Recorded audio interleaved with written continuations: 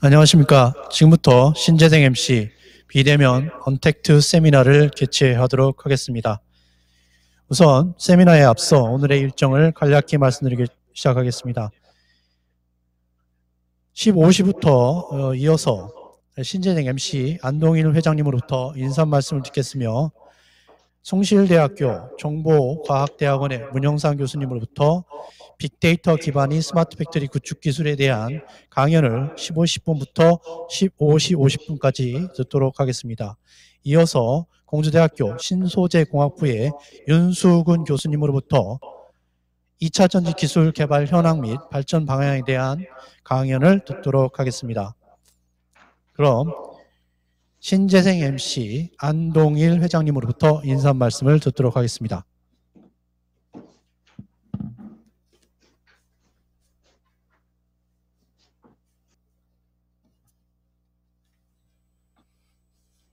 네, 안녕하십니까. 신재생 MC 회장 안동일입니다.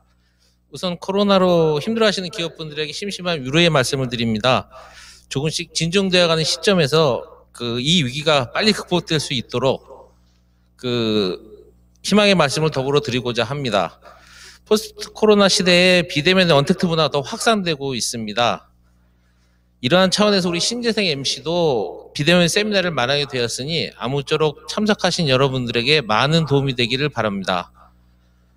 감사합니다.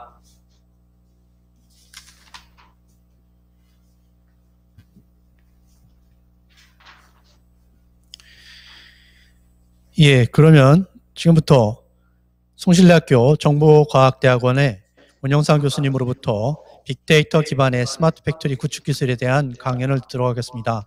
문영상 교수님은 데이터를 수통하고 경영하라, 빅데이터 실무기술 가이드 공저, 한국 데이터 산업 백서 등 여러 가지 이 분야에 많은 업적과 그리고 학문적으로 많은 공헌을 하고 계십니다. 그럼 문영상 교수님의 초청하여 강연을 듣도록 하겠습니다.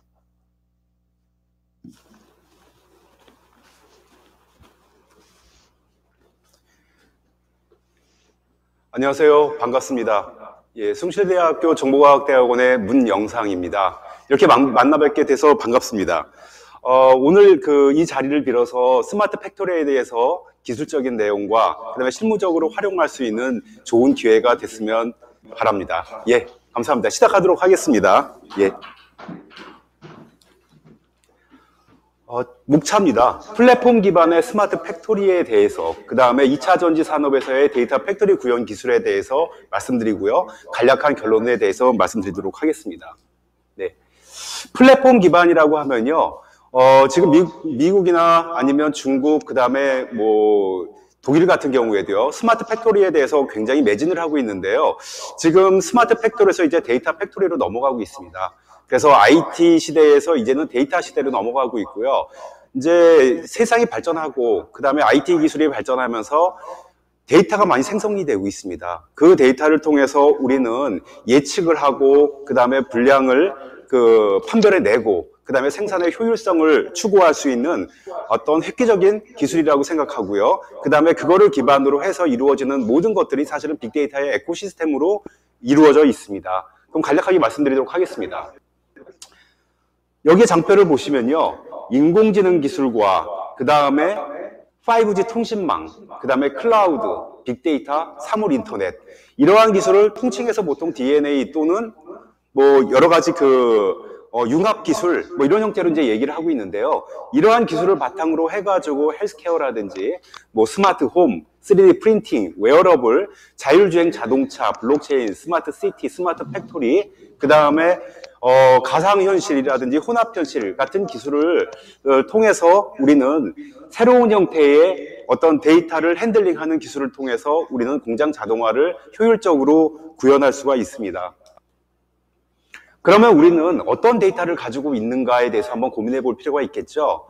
아마 여러분들은 제조업을 중심으로 해서 이루어지는 산업 클러스터의 특성상 아마도 생산 라인에서 생산되는 제품을 생산하기 위한 어떤 공정에서의 센서들이 굉장히 많이 있으실 겁니다. 그러한 센서를 기반으로 해서 만들어지는 데이터들을 여러분이 차곡차곡 축적을 하시게 되면 앞으로 여러분이 바라시는 인공지능에 좀 더 한층 가까이 갈 수가 있다고 생각을 합니다.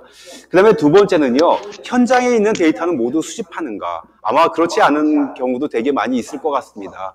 아마 현장의 특성상 수기로 입력하는 것도 있을 거고요. 그 다음에 자동적으로 PLC라든가 생산 라인에서 센싱을 기반으로 해서 만들어지는 데이터들도 있을 거고요. 굉장히 다양한 형태의 데이터가 있을 겁니다. 그런 것들을 우리는 통칭해서 비정형 데이터라고 얘기하는데, 그러한 비정형 데이터를 수집하고 저장하고 처리, 분석해주는 기술들은 종래의 IT 기술과는 약간 차이가 많이 있습니다. 그래서 아마 현장의 데이터를 모두 수집하기에는 좀 어렵지 않나라고 여러분들이 많이 생각을 하실 수 있을 것 같습니다. 세 번째로는요, 그러니까 수집된 데이터를 좀 더 효율적으로 분석하고 있는가 한번 냉정하게 한번 생각을 해보시면 좋을 것 같습니다. 센서에서 만들어지는 데이터들은 우리가 사실은 어떤 불량률이라든지 아니면 생산 라인에서 효율적으로 제품을 생산하는 데에 코스트를 절약하는 그런 다양한 형태로 이용할 수가 있는데, 그러한 데이터를 우리는 분석을 하고 있는지에 대해서는 한번 냉정하게 한번 다시 돌아볼 필요가 있다고 생각을 합니다. 그 다음에 사람의 개입을 최소화할 수 있는가라는 그런 물음도 이제 들어보실 수가 있겠는데요. 사람의 개입이 사실은 점점 축소화되고 좀 더 자동화에 좀 더 가깝게 되고, 그 다음에 무인화에 로 점점 진화하는 그런 형태로 지금 바뀌고 있거든요. 그래서 현장에서 만들어지는 수많은 데이터를 통해 가지고 우리는 선택을 통해서 그 다음에 행동을 이루어 나갈 수 있는 기반이 되는 거라고 이제 생각하고 있습니다. 그러니까 현장의 설비는 또 효율적으로 운영되고 있는가에 대해서도 우리가 한번 냉정하게 한번 다시 한번 생각해 볼 필요가 있겠고요. 이러한 10가지를 통해서 우리는 사실은 진정한 스마트 팩토리에 대해서 한번 다시 생각해 볼 필요가 있다고 생각합니다. 그래서 스마트 팩토리는 사실 앞에 스마트라는 게 붙었지 않습니까? 스마트라고 붙었다라는 거는 기계 스스로 생각해 가지고 기계 스스로가 어떤 행동을 통해서 효율적으로 어떤 결과를 만들어내야 되는 거라고 생각하는데요. 그 스마트라는 걸로 가기 위해서는 많은 어떤 경험이 필요로 하다고 생각을 하고 있습니다. 그럼 스마트 팩토리라는 데 대해서 말씀드리겠습니다. 아마 여러분들 많이 잘 알고 계시겠지만요. 저도 예전에 한 20년 전에 제어계측 자격증을 따면서 그 다음에 공장 자동화 같은 거를 많이 설계를 했었습니다. 그때하고 지금하고 보게 되면 굉장히 많은 차이점들이 일어나는 게 뭐냐면, 센서의 기술과 컴퓨팅 파워의 기술, 그 다음에 데이터의 생성 기술들이 굉장히 비약적으로 발전을 했습니다. 그래서 설계에서부터 제조, 그 다음에 판매까지 관련되어 있는 전반적인 프로세스를 갖다가 ICT 기술을 적용해가지고 생산성이라든가 품질이라든가 고객의 만족도를 향상시킬 수 있는 지능형 공장을 의미한다라고 정의가 되어 있습니다. 그 다음에 스마트 팩토리의 등장 배경은요, 숙련된 기술자의 사실은 부족 또는 노령화로 인해 가지고요, 그 경험을 갖다가 지속적으로 전수할 수가 없게 되는 그런 상황들이 비일비재하고요. 그 다음에 전문 인력의 양성이 상당히 굉장히 어렵습니다. 그래서 2차 전지 같은 경우에는 엔지니어의 어떤 경험이 상당히 중요하고, 자동화를 이루기 위해서는 굉장히 많은 기술적 요소가 필요로 한데, 그러한 부분에 있어서 전문 인력의 양성이 상당히 어렵다고 보여집니다. 그 다음에 이제 생산의 변화가 예전에는 프로덕트 이코노미에서 지금은 이제 서브스크립션의 이코노미로 바뀌고 있거든요. 그래서 프로덕트의 세계에서 이제는 공유 경제 형태로 바뀌고 있고, 그 다음에 소비자가 원하는 바가 굉장히 많아지고 있습니다. 그러다 보니까 다품종 소량 생산에 어떤 여러 가지 주변 환경이 이루어지고 있거든요. 그래서 이제 스마트 팩토리 같은 경우에는 다품종 소량 생산에 굉장히 어울리는 그러한 형태라고 말씀드릴 수 있습니다. 빅데이터 기술이 지금 이제 한 10년 정도 됐죠. 10년 정도 되다 보니까 이제 기술의 혁신에 따라서 기술의 고도화가 이루어지고 있습니다. 그래서 4차 산업혁명을 지나서 지금 이제 또 새로운 시대가 아마 이제 또 오겠죠. 지금은 우리는 다 4차 산업혁명의 시대라고 얘기를 하는데, 가장 중요한 게 보면 정보통신망, 5G를 기반으로 하는 정보통신망, 그 다음에 무수히 생성되는 빅데이터, 그 다음에 센서의 기술을 통해서 우리는 IoT 기술, 이러한 기술들, 그 다음에 클라우드 기술을 통해 가지고 그런 것들을 효율적으로 처리할 수 있는 인프라 시스템, 이런 거에 관련돼서 기술이 굉장히 비약적으로 발전하고 있습니다. 그 다음에 고객의 요구사항이 훨씬 더 증대가 되고 있고요. 그 다음에 생산 현장의 설비화가 굉장히 자동화 형태로 이제 증대가 되고 있겠죠. 그러다 보니까 이제 자동화 기술은 비약적으로 발전을 하고 있고요. 그 다음에 여기에 가장 중요한 그런 부분들이 이제 통신망의 발전이라고 말씀드릴 수가 있습니다. 그래서 이제 지금 뭐 자율주행 자동차가 굉장히 많이 이제 또 기술들이 출현을 하고 있는데요. 자율주행 자동차 같은 경우에도 5G 통신망이 나옴으로 인해 가지고요. 차 간의 거리가 한 30cm 정도로 줄어듭니다. 그 다음에 차 안에서는 굉장히 다양한 형태의 어떤 컨텐츠를 보게 돼 있고요. 그러다 보니까 넷플릭스 같은 회사들도 비약적으로 발전을 하고 있고, 그 다음에 자동차를 제조하는 회사들은 이제 생산의 중점이 아니라 그거를 공유경제, 여러 사람들이 서로 공유해서 사용할 수 있는 우버 같은 회사들이 지금 굉장히 활성화가 되고 있죠. 그래서 뭐 포드, 클라이슬러, 뭐 GM 같은 회사들을 다 합쳐도 사실은 시가총액이 지금 우버보다 훨씬 못하죠. 그게 보게 되면 여러 가지의 경제 상황이라든가 그 다음에 자동화에 관련되어 있는 기술적인 그런 비약적인 발전으로 인해 가지고 세상이 많이 변화가 되고 있다고 이제 생각이 듭니다. 그래서 이제부터는 스마트 팩토리의 시작입니다. 그래서 생산 현장에서 만들어지는 수많은 데이터들을 빅데이터 기반으로 수집, 저장, 처리, 분석을 해서 우리는 거기에서 부가가치를 창출할 수 있어야 된다고 보거든요. 여기에서부터 이제 스마트 팩토리가 출발합니다. 그래서 ICT 기술이 발전해서 초연결로 해서 생산에 필요한 모든 생산 라인에 관련되어 있는 부분들이 다 연결이 되고요. 그 다음에 또 앞으로는 친환경에 관련되어 있는 규제가 굉장히 심할 겁니다. 그 다음에 친환경에 대해서 또 헬스케어라든지 다양한 어떤 기술과 또 접목이 될 거고요. 그 다음에 고객의 요구사항이 중심이 돼서 굉장히 많은 것들을 또 요구하게 되고, 그 중에 이제 고객층으로 이제는 패러다임이 넘어가게 되겠죠. 그래서 우리한테 필요한 거는 이제 지능형 플랫폼이 필요로 한 거고요. 그 다음에 거기에서 우리는 가치 사슬을 확산시켜서 우리가 원하는 바, 그 다음에 우리가 필요로 하는 바를 스마트 팩토리를 통해서 우리는 달성할 수 있습니다. 그래서 사물 인터넷 기술과 빅데이터, 그 다음에 클라우드 기술을 접목을 해서 우리는 초연결 플랫폼을 구축을 해야 되겠고요.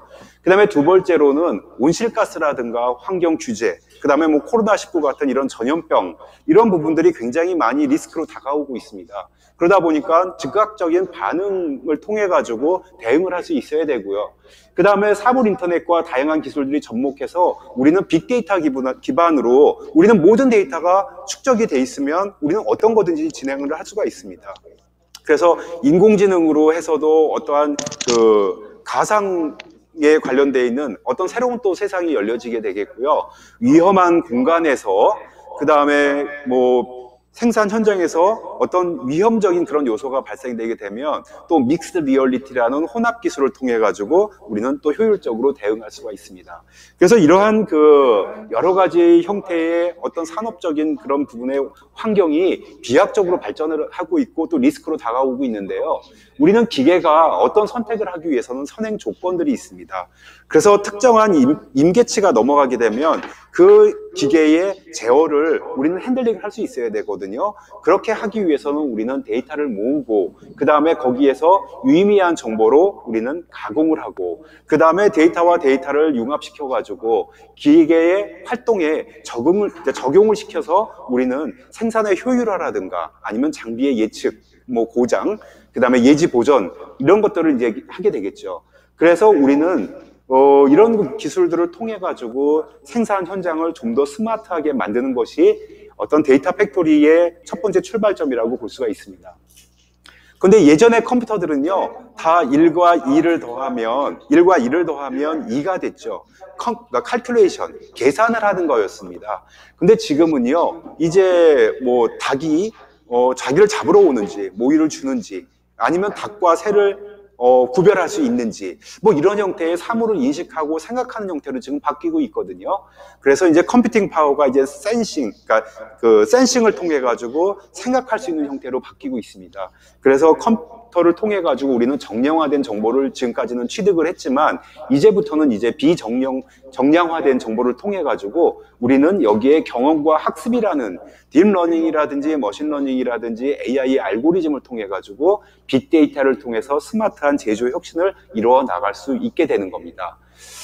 그러면 이제 자동화 공장 같은 경우에는요, 이제 생산 설비가 있겠죠. 생산 설비가 일정 부분은 자동화가 되어 있어야 되고요.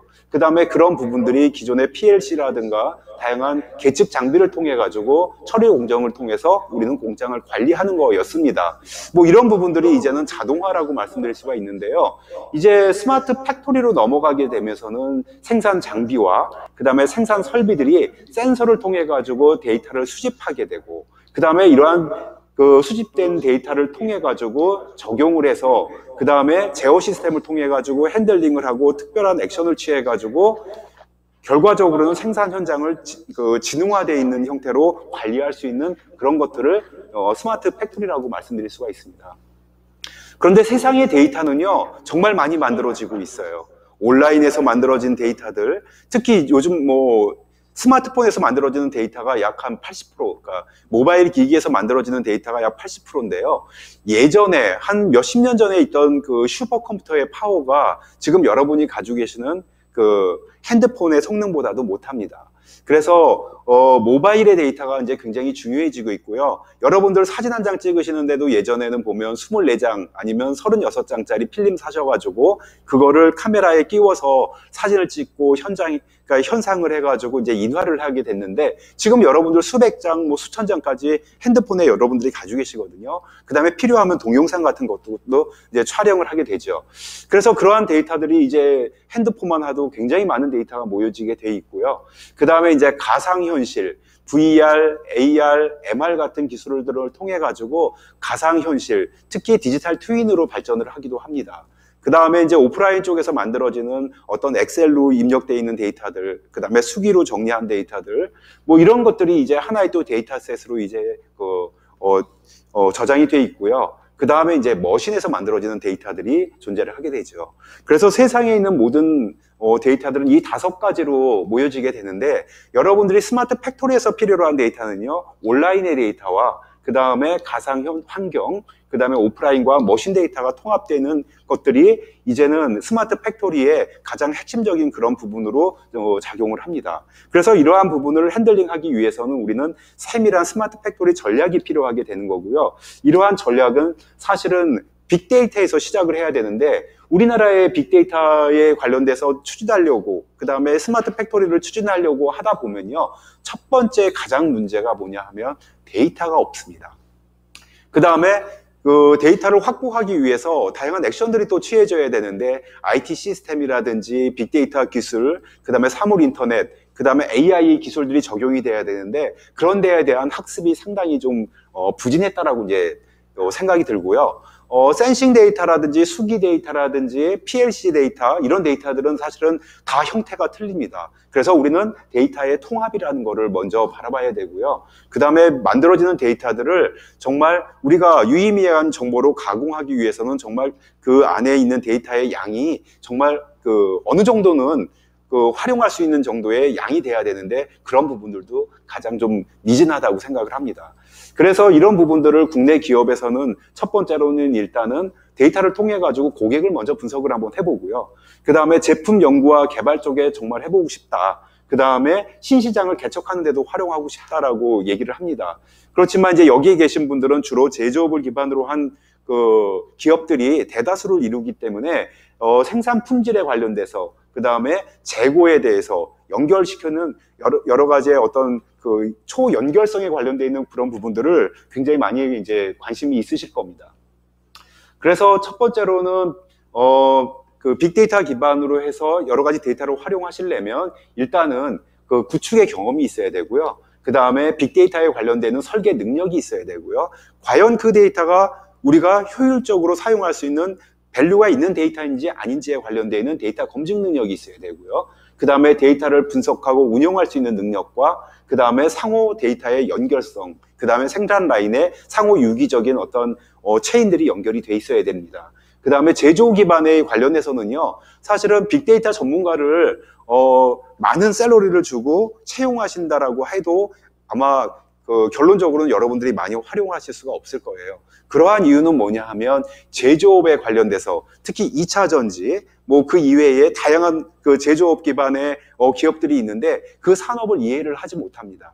단순하게 데이터만 알고 있다고 해서 그 다음에 IT 기술만 있다고 해서 여러분들이 스마트 팩토리를 구현하실 수 있는 건 또 아니에요. 또 자동화 기술이라든지 PLC 기술, 제어 예측을 잘한다고 해서 스마트 팩토리를 구축할 수 있는 것도 아니고요. 그래서 우리는 여기에서 우리가 시사할 점은 뭐냐 하면 다양한 상호 연계 시스템에 관련되어 있는 이해가 필요하다라고 저는 생각을 하고 있습니다.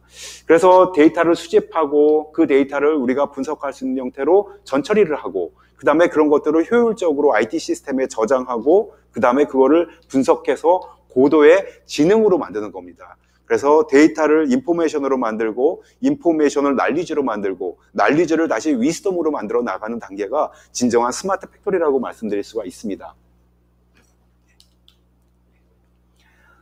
그러한 스마트 팩토리를 구축하기 위해서는 첫 번째 데이터를 확보해야 되고요. 그 다음에 여기에 사용되는 소프트웨어들은요, 아마도 뭐 오라클이라든지 아니면 뭐 이렇게 그 외국계 벤더라든지 데이터베이스 회사들의 그런 제품들을 사실은 사용하는 게 아니고요. 빅데이터가 나옴으로 인해 가지고 오픈 소스라는 프리웨어 같은 소프트웨어들이 많이 있습니다. 예를 들면 구글이라든지 페이스북이라든지 아마존에서 실제적으로 운영하다가 만들어지는 소프트웨어들을 그냥 게시를 해서 여러분들이 다운받아가지고 그거를 직접적으로 구현하실 수 있는 거예요. 그러니까 라이센스 비용이 들어가지가 않습니다. 그래서 오픈 소스라는 개념이 도입되게 되는 거고요. 그 다음에 그러한 데이터를 통해 가지고 그러한 시스템을 통해서 우리는 과연 우리 회사의 조직이 그 다음에 데이터의 가치를 이해할 수 있는 형태인지 아닌지를 만들어 나가는 거버넌스가 필요하게 된 거고요. 그 다음에 그런 것들을 통해 가지고 우리는 우리가 현장에서 필요한 것들을 즉각으로 대응할 수 있는 서비스의 모델과 그 다음에 다양한 생산 공정이 융합되는 어떤 퓨전의 영역, 그 다음에 생산 라인이 바뀌고 그 다음에 제품의 생산이 바뀐다고 하더라도 우리는 그거를 유연하게 대응할 수 있는 플렉시블한 시스템, 그 다음에 그거를 효율적으로 뒷받침해주는 어떤 테크니컬한 부분들, 그 다음에 이런 것들이 각사가 만들어지는 그 다음에 경험했던 그런 부분들을 공유할 수 있는 어떤 표준화되어 있는 그런 형태의 어떤 기술에 관련되어 있는 그런 부분들이 정립이 되어야 된다고 생각을 합니다. 그래서 이러한 부분들을 스마트 팩토리 기반의 어떤 뷰포인트라고 말씀드릴 수가 있습니다. 그래서 데이터를 먼저 정의를 합니다. 우리가 과연 생산 라인에서 어떻게 품질을 측정해야 되고 그 다음에 관리해야 되고 코스트를 절약해야 되는지에 관련되어 있는 정의를 먼저 해야 되고요. 그 다음에 거기에서 만들어진 것들을 가지고선 우리는 측정을 할 수가 있게 되죠. 그래서 특정한 센서에서 만들어지는 데이터들, 예를 들면 2차 전지 공정에서 뭐 엣지 공정, 그 다음에 뭐 그 어떤 코팅이라든지 그 이외에 다양한 공정들이 들어가는데 거기에서 임계치를 벗어난 것들, 그 다음에 평상시에 이루어졌던 행동들, 그 다음에 그런 데이터셋을 넘어가게 되면 우리는 그게 다 사실은 그 불량과 그 연결되는 그런 부분이라고 말씀드릴 수가 있거든요. 그래서 예전에는 보면 루트코즈 어널리시스라고 해서 그 어떤 근본 원인 분석을 하게 되는데 그거를 순수하게 사람들의 경험, 그 다음에 그 생산 라인에서 오랫동안 근무했던 경험을 통해서 우리는 단순한 어떤 측정을 했었거든요. 그런데 이제는 빅데이터가 들어옴으로 인해 가지고 생성되어 있는 데이터를 통해서 우리는 효율적으로 측정이 가능합니다. 효율적으로 측정이 됐으면 그것들을 우리는 분석을 해야 되겠죠. 그 분석을 해야 된다라는 거는 개선이라는 그런 부분들이 나오게 되는데 그 개선 방법을 도출해 내 가지고 실제적으로 생산 라인에 바로 적용을 해 가지고 우리는 응용할 수가 있어야 됩니다. 그래서 그거에 관련돼서 지표 관리라든지 또 데이터의 품질 측정, 그 다음에 측정 결과를 지속적으로 조회해가지고 발전시켜 나갈 수 있어야 됩니다. 그래서 조직과 그 다음에 그거를 담당하고 있는 업무 담당자, 그 다음에 생산 라인이 서로 혼연일체가 돼가지고 빅데이터 기반의 품질 관리 시스템을 만들어야 우리는 진정한 스마트 팩토리를 구현할 수 있다고 보여지게 되고요. 가장 중요한 게 사실은 원천 데이터라고 말씀드릴 수 있습니다. 그래서 이 세미나가 끝나면 여러분들 다시 생산 현장으로 가셔가지고 생산 공정에서 만들어지는 수많은 데이터들 이제는 버리시지 마시고 차곡차곡 쌓아두세요. 엑셀로 쌓아두셔도 좋고 그 이외에 다양한 형태로 쌓아두셔도 좋습니다. 그러면 그것들을 추후에 우리가 빅데이터 기반, 그 다음에 스마트 팩토리를 구현할 때 정말 소중한 원천 자료가 될 거라고 생각이 듭니다. 그래서 이제 스마트 팩토리에 대해서, 그 다음에 빅데이터에 대해서 간략하게 좀 말씀을 좀 드렸는데요. 이제 여기에 계신 그 세미나에 참여하신 분들 같은 경우에는 제조업 중에서도 특히 2차 전지에 관련되시는 분들이 굉장히 많은 거로 제가 알고 있습니다. 그래서 2차 전지 산업이라고 꼭 꼬집어서 말씀드리기보다는 어떤 제조업 기반에서의 데이터 팩토리 기반의 구현 기술이라고 보시면 될 것 같습니다. 예. 2차 전지는 충전 및 방전이 가능한 하나 이상의 전기화학 셀로 구성되어 있는 배터리를 의미하며 재충전이 가능하여 반복적으로 사용이 가능한 배터리를 의미합니다. 그래서 정보통신 기술이 발전하면서 이런 거에 대한 수요가 점점 더 많아지게 되겠고요. 특히 이제 자율주행 자동차, 그래서 전기 자동차가 소프트웨어를 업그레이드하게 되면 자율주행 자동차가 되겠죠. 또 자율주행 자동차에다가 위에 프로펠러를 달게 되면 이제 자율주행 드론이 되게 되는 거죠. 그러다 보니까 여기에 관련돼서 2차 전지의 수요는 굉장히 많이 늘어나고 있고요. 그 다음에 이런 거에 대한 어떤 관련되어 있는 기반 기술 같은 경우에도 어떤 굉장히 많은 규제가 들어올 거라고 이제 보여집니다. 그래서 우리나라 같은 경우에도 지금 일본이라든지 선진국에서 여러 가지 그 기술 특허 침해라든지 뭐 이런 부분에 있어서도 이제 효율적으로 대응을 해야 되겠고요. 그 다음에 거기에서 우리는 생산 공정을 좀 더 효율적으로 만들고 그 다음에 거기에 대응을 한다라고 그러면 우리는 경쟁력 있는 제품을 만들 수가 있다고 생각이 됩니다. 그래서 스마트 팩토리의 등장 배경은 예를 들면 양극, 그 다음에 음극, 전해액, 그 다음에 분리, 뭐 이러한 그 다양한 공정들이 있는데요. 여기에서 이제 만들어지는 수많은 어떤 원자재들을 분석을 해가지고요. 우리가 필요로 하는, 그 다음에 불량률이 감소되고, 그 다음에 고객들한테 전달이 돼서, 그 다음에 거기에서 어떤 특정한 어떤 문제가 발생되지 않은 완벽한 제품을 만들어 나가는 게 사실은 2차 전지 기반에서의 스마트 팩토리의 목표라고 말씀드릴 수가 있습니다. 제조 공정의 데이터는 특징이 있습니다. 모든 데이터는 연결이라는 커넥티비티라는 연결성이 굉장히 중요하게 되어 있고요.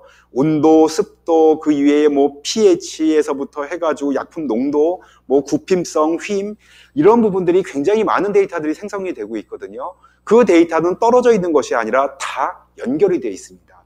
그래서 연결성을 파악하게 되면 우리는 데이터를 다루는 데이터 사이언스의 입장에서 보면 그거를 데이터 탐색이라고 얘기하거든요. 그래서 만들어지는 데이터 세트를 보고 우리는 거기에서 어떤 데이터와 어떤 항목이 서로 연결이 되어 있는지를 먼저 찾아내야 됩니다. 그래서 연결이 가장 중요한 그런 부분이라고 생각하고요. 그 다음에 그 데이터 중에서 가장 중심이 되는 허브의 역할을 하는 것들이 있습니다.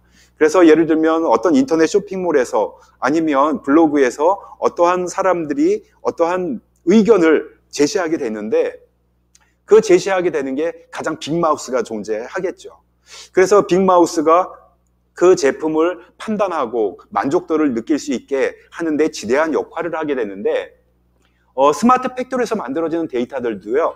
그 중에서 우리가 가장 이용할 가치가 높고 그 다음에 활용도가 뛰어난 그런 그 데이터들 같은 경우에도 분명히 거기에 가장 중심이 되는 중심선이 있습니다. 그래서 중심이 되는 것과 허브와 그 다음에 그런 것들을 각각의 그 항목과 서로 연결시킨다라는 거죠. 항목이라는 거는 아까 말씀드렸듯이 제조 생산 공정에서 만들어지는 데이터들입니다. 그런 것들을 연결하게 되면 좀 더 우리는 그 투명성 있게 데이터를 바라볼 수 있어야 되고요. 그 다음에 특정한 데이터들은 모여 있습니다. 그래서 데이터들이 모여 있는데 그 데이터가 모여 있는 그런 부분들, 예를 들면 온도가 뭐 10도에서 20도에서 생산이 돼야 되는데 30도를 넘어갔다. 그래서 아마 생산하시는 모든 제품들은 아마도 그 특정한 영역에 이렇게 군집이 돼 있을 겁니다. 근데 그것들을 넘어가게 되면 이제는 뭐 어떤 불량의 그 요인으로 여러분들이 생각하실 수도 있는 거고요. 그 다음에 거기에서 또 만들어지는 데이터들을 또 서로 보게 되면 다 역할이 존재를 합니다. 그래서 특정한 A라는 공정에서는 B라는 데이터가 많은 역할을 수행하게 되고 그 다음에 B라는 공정에서는 C라는 데이터가 많은 어떤 그 역할을 하게 되는데요. 그래서 이러한 데이터의 연결과 중심과 군집과 역할이라는 속성을 가지고 있습니다. 그래서 세상에 일어나는 모든 일들도 이런 데이터의 4가지 특성으로서 해석이 가능하고요. 지금 코로나19 같은 경우에도 사실은 이 4가지 안에 범주 안에서 데이터들을 활용하고 있습니다. 데이터 상호 간의 역할을 통해서 데이터를 재해석하게 되면요. 우리는 거기에서 어떠한 의미 있는 결과를 뽑아내야 되는데 그거를 사실은 기계 학습이라든가 딥러닝이라든가 인공지능 같은 것들을 하게 되는 거죠. 그런데 이제 이 부분이 사실은 기존의 통계학과 수학과 IT 이런 부분하고 약간 좀 차이가 있습니다. 그래서 이제 통계학에서는 보게 되면 뭐 목표값을 보통 종속 변수라고 얘기를 하게 되는데요. 이렇게 이제 지칭하는 그런 부분들도 약간 머신러닝이라든지 AI 쪽에서 바라보는 것들이 좀 틀립니다. 그래서 변수를 생성하고 목표값을 만들고 그 목표값이 벗어나게 되면 그런 것들을 지속적으로 우리는 모으고 그 다음에 분석을 하게 되면 이제 기계 스스로 행동할 수 있게 되고 그 다음에 기계 스스로가 어떤 결과값을 만들어 나갈 수 있게 되는 거죠. 그래서 2차 전지 같은 경우에는 금속의 소재를 가져오게 되고요. 그 다음에 열 처리를 통해서 그 다음에 엣지 처리를 하고 그 다음에 도금을 하고 표면 처리를 해서 그 다음에 거기에 이제 융착을 시켜가지고 하나의 제품들이 만들어지게 되는데 여기에서 보게 되면 온도, 시간, 뭐 압력, 그 다음에 그 이외에도 pH, 그 다음에 뭐 외관 이런 다양한 요소들에서 만들어지는 데이터들이 있습니다. 우리는 그런 데이터가 사실은 엑셀이라든지 뭐 CSV라든지 아니면 다양한 형태로 만들어지게 돼 있거든요. 그러한 데이터들을 빅데이터 플랫폼 안에 집어넣어서 그거를 효율적으로 우리가 분석할 수 있게 되는 형태로 만들어 나가는 공정이 수집, 저장, 처리, 분석이라는 이러한 프로세스를 통해서 이루어지게 돼 있습니다. 그래서 가장 핵심적인 그런 부분들이 엣지라든지 도금, 열처리, 융착 부분이라고 말씀드릴 수가 있고요. 여기에서 예를 들면 열처리 공정이라든지 굽힘성, 그 다음에 전극 단자의 공정을 통해 가지고 데이터를 예를 들면 회사가 분리되어 있을 수도 있고요. 그 다음에 뭐 한 회사가 생산을 할 수도 있겠습니다만은 이러한 데이터들을 서로 공유할 수 있는 빅데이터 기반으로 해서 공유할 수 있어야 되고요. 그 다음에 거기에서 그 생산 내에서 만들어지는 데이터뿐만 아니라 또 외부적으로 생성되는 활용할 수 있는 데이터들이 사실은 굉장히 많이 있습니다. 예를 들면 단지 내에서는 유사한 업종들이 많이 있겠는데요. 거기에서 회사의 그러니까 영업 비밀 정보를 제외한 그 다음에 R&D 정보를 제외한 그런 데이터들을 뺀다라고 그러면 아마도 산단 내에서 여러 가지 시너지 효과를 낼 수 있을 거라고 보거든요. 그래서 이제 데이터를 공유할 수 있는 형태, 그 다음에 오픈 데이터를 활용해서 우리는 품질 향상을 이루고 그 다음에 그런 것들을 통해 가지고 기업이 성장해 나가는 그 스마트 팩토리의 모습이라고 저는 생각을 하고 있습니다. 그러면 첫째는 분석의 목적이 있어야 되겠거든요.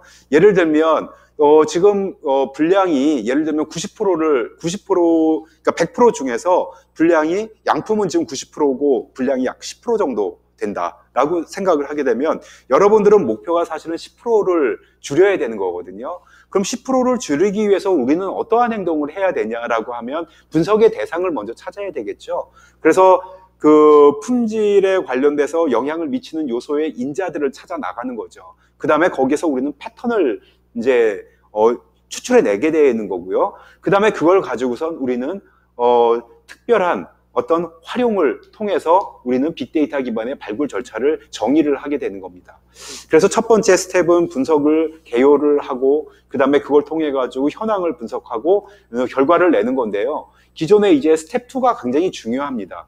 기존에 이제 루트 코즈 어널리시스, 근본 원인 분석을 하게 되고요. 그 다음에 품질 관리에 대해서 예를 들면 시즌별로 아니면 데이터들은 센서 데이터들은 시계열로 쭉 나열이 되거든요. 그러다 보니까 예를 들면 특정한 계절별로 아니면 특정한 시간대별로 아마 그 분량률이 변동이 일어날 겁니다. 그래서 이런 거에 관련되어 있는 QC에 관련되어 있는 동향 분석이 이루어져야 되고요. 그 다음에 그 분량을 이루어 나가는 연계되어 있는 데이터들은 과연 어떤 것이 있는지, 그 다음에 제조 공정에서 우리는 그 공정이 정말 효율적으로 정립되어 있고 만들어져 있는지를 한번 재설계를 한번 해야 되겠죠. 그러면 거기에서 만들어지는 데이터들을 융합시켜가지고 우리는 활용을 하게 된다라고 그러면 예를 들면 원가도 절약할 수 있고 분량률도 획기적으로 절약할 수 있고 그 다음에 고객이 그 제품을 최종적으로 사용하는 고객이 받아봤을 때 정말 만족스러운 제품이 만들어질 수 있을 거라고 이제 봅니다. 그래서 데이터 팩토리 또는 스마트 팩토리라고 얘기하는 거는 다 데이터를 기반으로 하고 있다라고 여러분들이 꼭 기억을 해주시면 좋을 것 같아요. 여기에서는 이제 물리적인 아키텍처를 한번 만들어 봤습니다. 그래서 빅데이터에서는 가장 중요한 게 하둡이라는 기술입니다.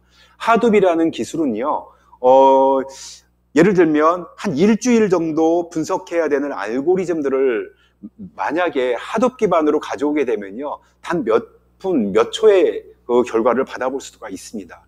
그래서 특성상 네임노드와 데이터 노드라는 걸로 구별이 돼 있고, 그 다음에 데이터를 64에서 128메가로 데이터를 나누고, 그 다음에 그걸 가지고 세벌 복제를 하는 특징을 가지고 있는데요. 지금 예를 들면 제조업에서 얘기하는 이런 그 빅데이터의 플랫폼 중에서 하둡은요, 제가 지금까지 말씀드렸던 교과서적인 그런 그 형태의 어떤 그 빅데이터 하둡 기술이 아니라, 예를 들면 센서의 데이터들은 굉장히 짧고 그 다음에 거기에서 주기적으로 실시간으로 생성되는 특징을 가지고 있거든요. 그러다 보니까 거기에 적합한 그 오픈소스 하둡을 선택해야 됩니다. 그 다음에 이러한 데이터들을 가지고선 이제 특정한 라인이라든지 공장 현장에 설치를 해놓고, 그 다음에 생산 라인 공정별로 만들어진 데이터들을 서로 공유할 수 있는 형태로 만들어야 되는 게 가장 이상적인 모델이라고 저는 보고 있거든요. 그래서 제가 데이터 산업 백서라는 책을 이제 국가에서 발행하는 서적을 이제 썼을 때 썼었거든요. 거기에 이제 들어가는 그런 부분들에 관련되어 있는 가장 기본적인 어떤 스탠다드한 빅데이터 플랫폼이라고 말씀드릴 수가 있습니다. 그래서 예를 들면 열 처리 기반에서의 분석 처리 흐름도를 한번 예를 들어 봤습니다. 그래서 원시 데이터는 뭐 기존에 엑셀로 쓰셨던 것들도 있을 거고요. 그 이외에 PLC에서 나오는 데이터들도 있을 거고, 공정에서 센서에서 나오는 데이터들이 있을 겁니다. 근데 다 틀리죠, 형태가. 그런 것들을 가지고 와서 우리는 전처리라는 이름으로 해서 분석해서 하나의 데이터베이스 안에 집어넣습니다. 그래서 여기에서 예를 들면 특정한 시간대에 생성되지 않는 데이터들, 그 다음에 없는 데이터들을 우리는 결측치라는 걸로 처리를 하고요. 그 다음에 그게 과연 캘렉터인지 아니면 뉴메릭인지에 관련돼서 우리는 또 정의를 하게 됩니다. 이렇게 데이터셋을 가지고 우리는 통합적으로 저장을 해 놓게 되면요. 그 다음에 우리는 그걸 가지고선 인공신경망, 뉴럴 네트워크를 통할 수도 있고요. 그 이외에도 통계 분석을 통해서 아니면 딥러닝, 머신러닝을 돌려가지고 분석하게 될 수 있는데, 가장 중요한 건 뭐냐 하면 데이터의 양이 굉장히 부족합니다. 그래서 이 부분이 사실은 특정한 알고리즘 또는 모델을 만드는 데 있어서 굉장히 좀 어려웠었거든요. 그래서 기존에 만들어지는 뭐 서포트, 뭐 벡터 머신이라든지 아니면 엑스지 부스터라든지 아니면 리그레이션, 뭐 다양한 그 어떤 그 모델들을 적용해 가지고요 학습을 시킵니다. 그래서 학습을 시키면 컴퓨터가 예를 들면 아이들한테 이제 여러분들 이게 그림책에서 이게 마이크야라고 얘기를 하죠. 그러면 아기한테 마이크라고 얘기하면 맨 처음엔 알아들을 수가 없습니다. 근데 계속 그림책을 보여주고 TV에서 나오면 알려주고 그러면 이게 나중에는 아이가 마이크라고 얘기하죠. 그 다음에 뭐 닭, 뭐 고양이, 개도, 뭐 기린 다 이렇게 판별할 수 있는 것처럼요. 학습을 하기 위해서는 우리는 데이터를 가지고 있어야 됩니다. 그래서 여러분들한테 제가 꼭 말씀드리는 거는 꼭 지속적으로 데이터를 축적해 놓으라는 것을 먼저 말씀드릴 수 있고요. 그 다음에 이러한 알고리즘을 통해 가지고 임계치를 벗어나거나 아니면 경험에서 이상적인 어떤 이상한 형태로 파생되는 그런 부분들이 있다라면 배제를 시키고선 이런 부분을 가지고 분석해서 적용해 나가는 겁니다. 그래서 예를 들면 뭐 여기에 보면 뭐 R스퀘어라든지 R2스퀘어라든지 그 이외에 뭐 컴퓨전 매트릭스라든지 뭐 그 이외에 뭐 RMSE 같은 어떤 여러 가지의 통계에 관련되어 있는 성과 지표 같은 것도 이런 걸로 산출해낼 수가 있는 거고요. 그래서 저는 여러 가지를 해봤더니 한 약 30회 정도의 어떤 반복을 진행하면 가장 좀 효율적인 어떤 분석 결과들이 나왔었는데요. 가장 최근에 이 열처리 기반의 분석 시스템을 만들면서 디시전 트리라는 걸 사용했습니다. 그래서 한 8개월치의 데이터를 가지고서 약 1000개의 트리를 만들어가지고 했는데도, 결과적으로는 어떤 이상적인 그런 부분을 찾아내는 데 있어서 굉장히 좀 어려움이 좀 많았었습니다. 그래서 다양한 알고리즘 같은 것들을 적용해서 진행을 했었습니다. 그래서 센싱에 관련되어 있는 이런 데이터들, 그 다음에 PLC 데이터들, 그 다음에 디지털에 관련되는 제조 장비, 뭐 CAD, 그 다음에 뭐 CAM, 그 다음에 뭐 K 같은 데에서 나오는 데이터들, 그 다음에 또 이제 모델링이라든지 시뮬레이션 같은 것들도 많이 하게 되겠죠. 그 다음에 디지털 트윈을 이루기 위해서는 증강현실, 가상현실, 아니면 믹스드 리얼리티가 가르는 혼합현실 같은 것들을 적용해야 되겠고요. 그 이외에도 뭐 PLM이라든지 또 브루투스 기반, 뭐 그 이외에 동글, 뭐 이런 네트워크를 통해 가지고 데이터들이 송신이 되게 되면 이러한 데이터들을 모아 가지고 이렇게 데이터의 셋들을 가지고선 연결 강도를 분석하게 되고, 그 다음에 인접한 데이터들은 뭐고, 그 다음에 이런 것들을 가지고서 특정한 집단이 어떤 역할을 하고 있는지를 찾아내게 된다라고 그러면 우리는 인텔리전스한, 그 다음에 스마트한 팩토리를 만들어 나갈 수 있을 거라고 이제 생각이 듭니다. 그래서 이러한 데이터들은 보게 되면 특징이 있습니다. 여기에 보면 IoT의 데이터들은요, 주로 정형화되어 있습니다. 어떠한 특정한 형태로 해가지고 데이터셋이 지속적으로 생성이 되게 돼 있는데요. 그 이외에 이제 예를 들면 제조 장비 같은 경우에는 뭐 수기로 엑셀로 이제 수기로 썼다가 엑셀로 이제 키인을 하고 뭐 이런 데이터들도 많이 있을 거예요. 그래서 이런 데이터들은 사실은 보면 비정형 데이터라고 말씀드릴 수 있거든요. 그래서 데이터의 유형별로 이제 스텝 2에 보면 데이터의 유형별로 봤을 때 정형 텍스트 아니면 뉴메릭이 될 수도 있고요. 비정형이 될 수도 있고요. 그 다음에 또 반정형이 될 수도 있습니다. 그 다음에 CCTV 같은 경우에는 아니면 사진 같은 경우에는 다 비정형 데이터라고 말씀드릴 수 있죠. 데이터의 사이즈가 정해져 있지 않고 뭐 30분짜리가 될 수도 있고 1시간짜리가 될 수도 있겠죠. 그 다음에 그러한 데이터들과 또 통해서 또 관측 데이터라든지 아니면 뭐 통신 데이터 이런 데이터들이 이제 데이터의 유형이라고 말씀드릴 수 있고요. 이런 데이터를 통해 가지고 우리는 생산과 품질과 안전, 서비스, 그 다음에 연계, 또 ERP 시스템이라든가 뭐 회사 내에서 운영하고 있는 여러 가지 경영 시스템과도 연계가 될 수 있겠죠. 그래서 뭐 COPQ 같은 데서도 이제 활용할 수가 있겠고요. 그 다음에 이제 네 번째로 해서 이제 분석 활용 단계는 생산을 당연히 효율화가 될 수가 있겠고요. 효율적인 품질 관리가 될 수 있겠고, 그 다음에 생산자들이, 이제 근무자들이 어떤 뭐 특정한 어떤 사고에 노출되지 않고 안전하게 제품을 생산할 수 있어야 되고, 그 다음에 그런 것들을 통해 가지고 이제 서비스를 또 새로운 서비스를 만들어 나가는 것들이 이제 스마트 팩토리에 어떤 관련되어 있는 데이터 공정이라고 말씀드릴 수 있습니다. 그래서 데이터를 검증하는 그런 부분에 있어서는 저런 부분들이 이제 필요하게 되는데, 수집 데이터의 유연성들, 그 다음에 확보, 변환, 그 다음에 또 데이터가 유실되면 안 되겠죠. 그 다음에 뭐 네트워크에 침입해가지고 데이터를 빼가면 안 되겠죠. 그런 거에 관련되어 있는 어떤 다양한 어떤 암호화에 관련되어 있는 기술들. 그 다음에 이런 것들을 통해가지고 잘 플랫폼이 저장이 되어 있어야 되는데, 또 시스템이 문제가 생겨가지고 데이터가 이제 깨질 수가 있을 수도 있고요. 그 다음에 데이터를 찾고 분석하는 데 있어서 많은 시간이 걸릴 수도 있거든요. 그 다음에 그런 것들을 통해 가지고 우리는 분석을 해야 되는데, 우리가 지금 적용하고 있는 이 알고리즘이 과연 효율적인 알고리즘인지, 그 다음에 그러한 또 데이터셋들이 또 연계가 됐는데 정말 그 유기적으로 잘 연결이 돼 있는지, 이러한 검증의 프로세스를 거쳐야 된다고 생각합니다. 그래서 특정한 소프트웨어라든지 특정한 그 스마트 팩토리의 업무 프로세스에 적용을 하려고 그러면 이러한 항목들을 주도 면밀하게 여러분들이 보셔야 된다고 생각을 해서 정리를 해봤습니다. 예. 데이터를 수집하고 그 다음에 그것들을 가지고선 그 특정한, 예를 들면 TIC라는 거, 뭐 Temperature Indicator Controller. 그래서 아마 기존의 제어 계측이라든지 자동 제어를 하셨던 분들은 아마도 계장 용어라 그래가지고 익숙한 용어일 거예요. 뭐 이런 데이터들, 그 다음에 수기 데이터를 넣어가지고 여기에 보면 이렇게 신경망들이 있죠. 이 신경망들이 여러 개로 되어 있으면 입력단을 인풋 레이어라고 얘기하고요. 출력단을 아웃풋 레이어라고 얘기하고, 그 중간을 여러분 히든 레이어라고 얘기합니다. 그래서 인공지능은 블랙박스라고 얘기하는데, 가장 지금은 뭐 보면 explainable AI라 그래가지고요. 설명화될 수 있는 AI도 지금 지금 계속 이제 개발이 되고 있죠. 그래서 여기에서 이 층이 많게 되면 다층 신경망이 되게 되는 거고요. 다층 신경망을 통해서 보게 되면 스마트한 AI에 가까운 어떤 공장 현장을 만들 수 있다라고 보시면 될 것 같습니다.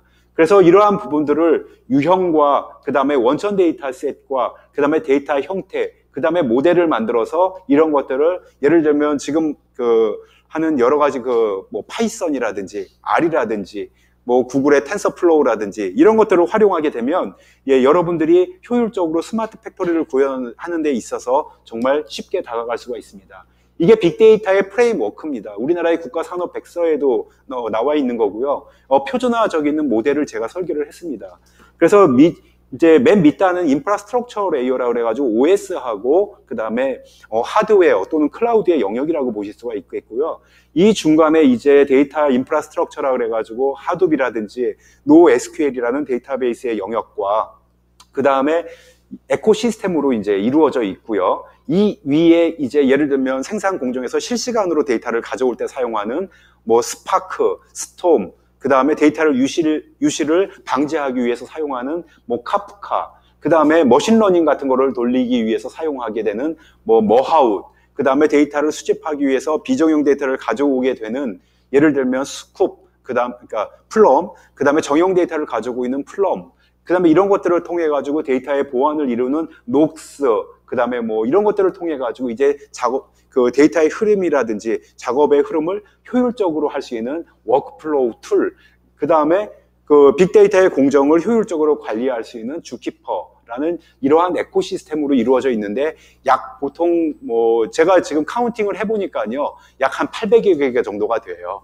그래서 예를 들면 이러한 에코시스템을 활용하게 되면요 여러분들은 생산 현장에서 그 다음에 고객이 예를 들면 어떤 형태의 제품을 원하는지도 사실은 여러분들이 소셜에서 데이터를 가져오게 되면 그 R&D의 데이터들이랑 같이 합쳐가지고 고객이 만족도를 좀 향상시킬 수 있는 그런 형태의 시스템도 만들 수 있을 거라고 이제 보여집니다. 그래서 빅데이터는 반드시 필연적으로 해야 되는 거고요. 스마트 팩토리는 빅데이터가 없으면 할 수가 없습니다. 그래서 지금 여러분들한테 꼭 전달하고 싶은 내용은 뭐냐 하면 꼭 데이터를 저장하십시오라고 말씀드릴 수가 있습니다. 그러니까 말씀드리고 싶습니다.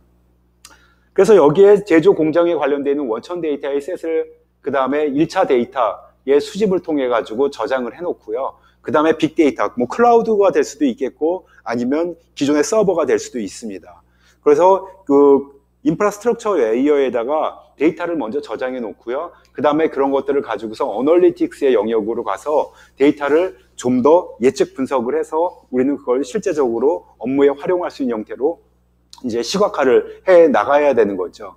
그래서 다중 데이터를 수집하는 기술과 그 다음에 우리는 그거를 분석할 수 있는, 그러니까 분석이 가능한 데이터의 전처리, 그 다음에 대규모의 데이터를 효율적으로 저장하는 플랫폼, 그 다음에 그걸 가지고서 AI에 적용할 수 있는 어떤 모델들, 그 다음에 그런 것들을 통해 가지고 최종적으로는 그 제조 현장이 고도로 발달된 인간의 경험과 거의 유사한, 그 다음에 인간이 판단할 수 있는 것보다 더 정확한 형태의 위스덤 형태로 나갈 수 있는 것들이 빅데이터에 관련되어 있는 어떤 데이터의 흐름이라고 보시면 될 것 같습니다.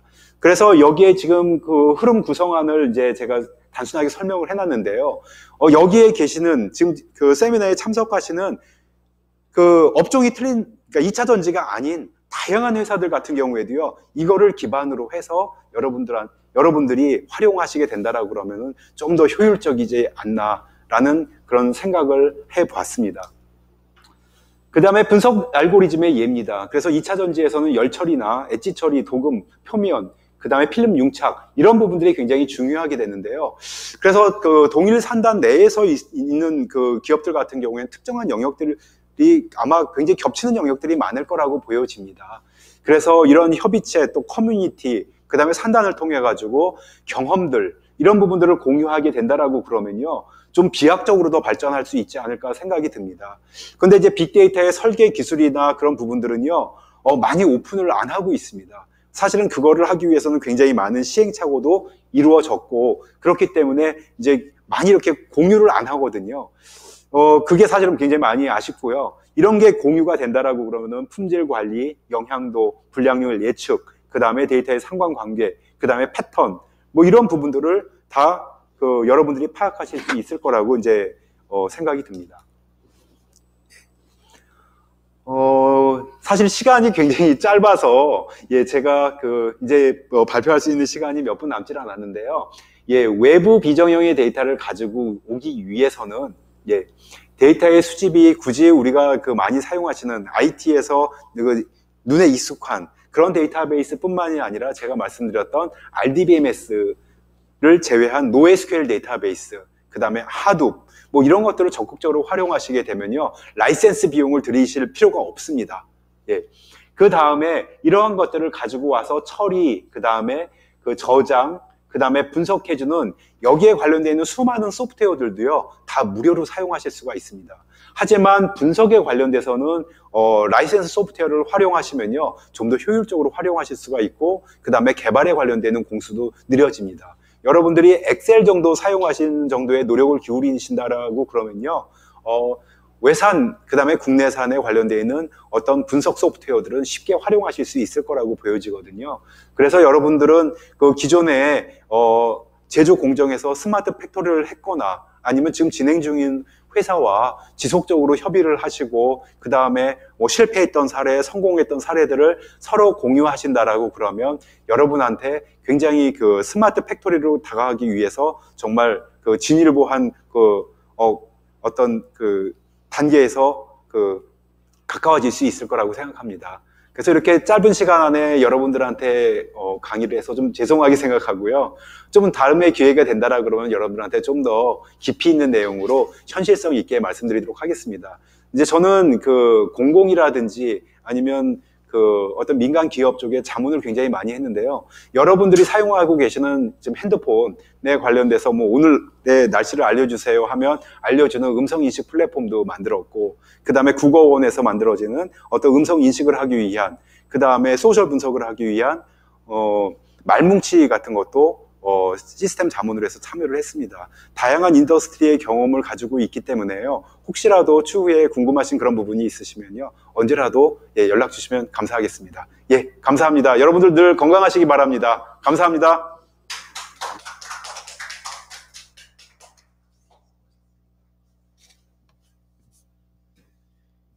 예, 좋은 강연해 주신 문영상 교수님께 다시 한번 감사의 말씀을 드립니다.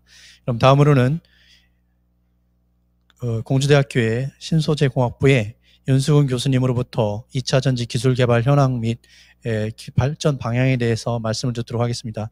윤수근 교수님의 강연을 들으면 우리 가장 요즘에 핫한 산업 중에 하나인 2차 전지에 대해서 앞으로 미래가 어떻게 흘러갈 것인지, 그리고 우리가 뭐를 알아야 될 것인지 테크니컬한 측면부터 시작해가지고 보다 광범위한 지식을 가지고 갈 수 있는 좋은 시간이 됐을 것 같습니다. 끝까지 자리 비우지 마시고 경청해 주시기 바랍니다. 예, 그럼 윤수근 교수님을 모시도록 하겠습니다. 우선 저희 랩을 좀 소개를 시켜드리면은, 저는 이제 박사과정 1명, 그리고 석사과정 3명, 그리고 학부생 이제 2명 해가지고 5명이서 이제 전기학 소재 실험실을 지금 꾸리고 있어요.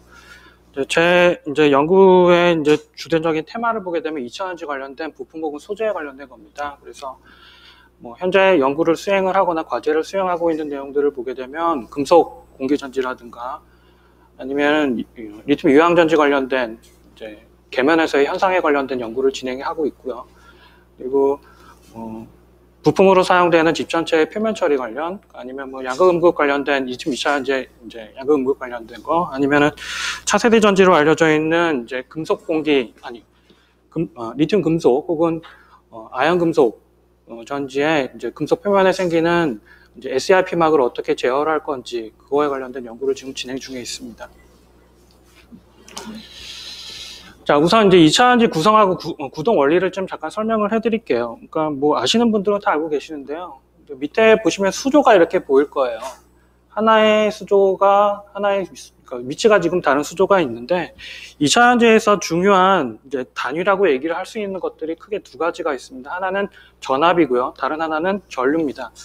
전압은 이 수조의 두 개의 수조의 오른쪽 수조와 왼쪽 수조의 높이 차이라고 보시면 돼요. 그래서 두 수조의 높이 차이가 커지면 커질수록 에너지는 훨씬 더 많이 나오겠죠. 왜냐하면 낙하의 에너지가 더 커지니까.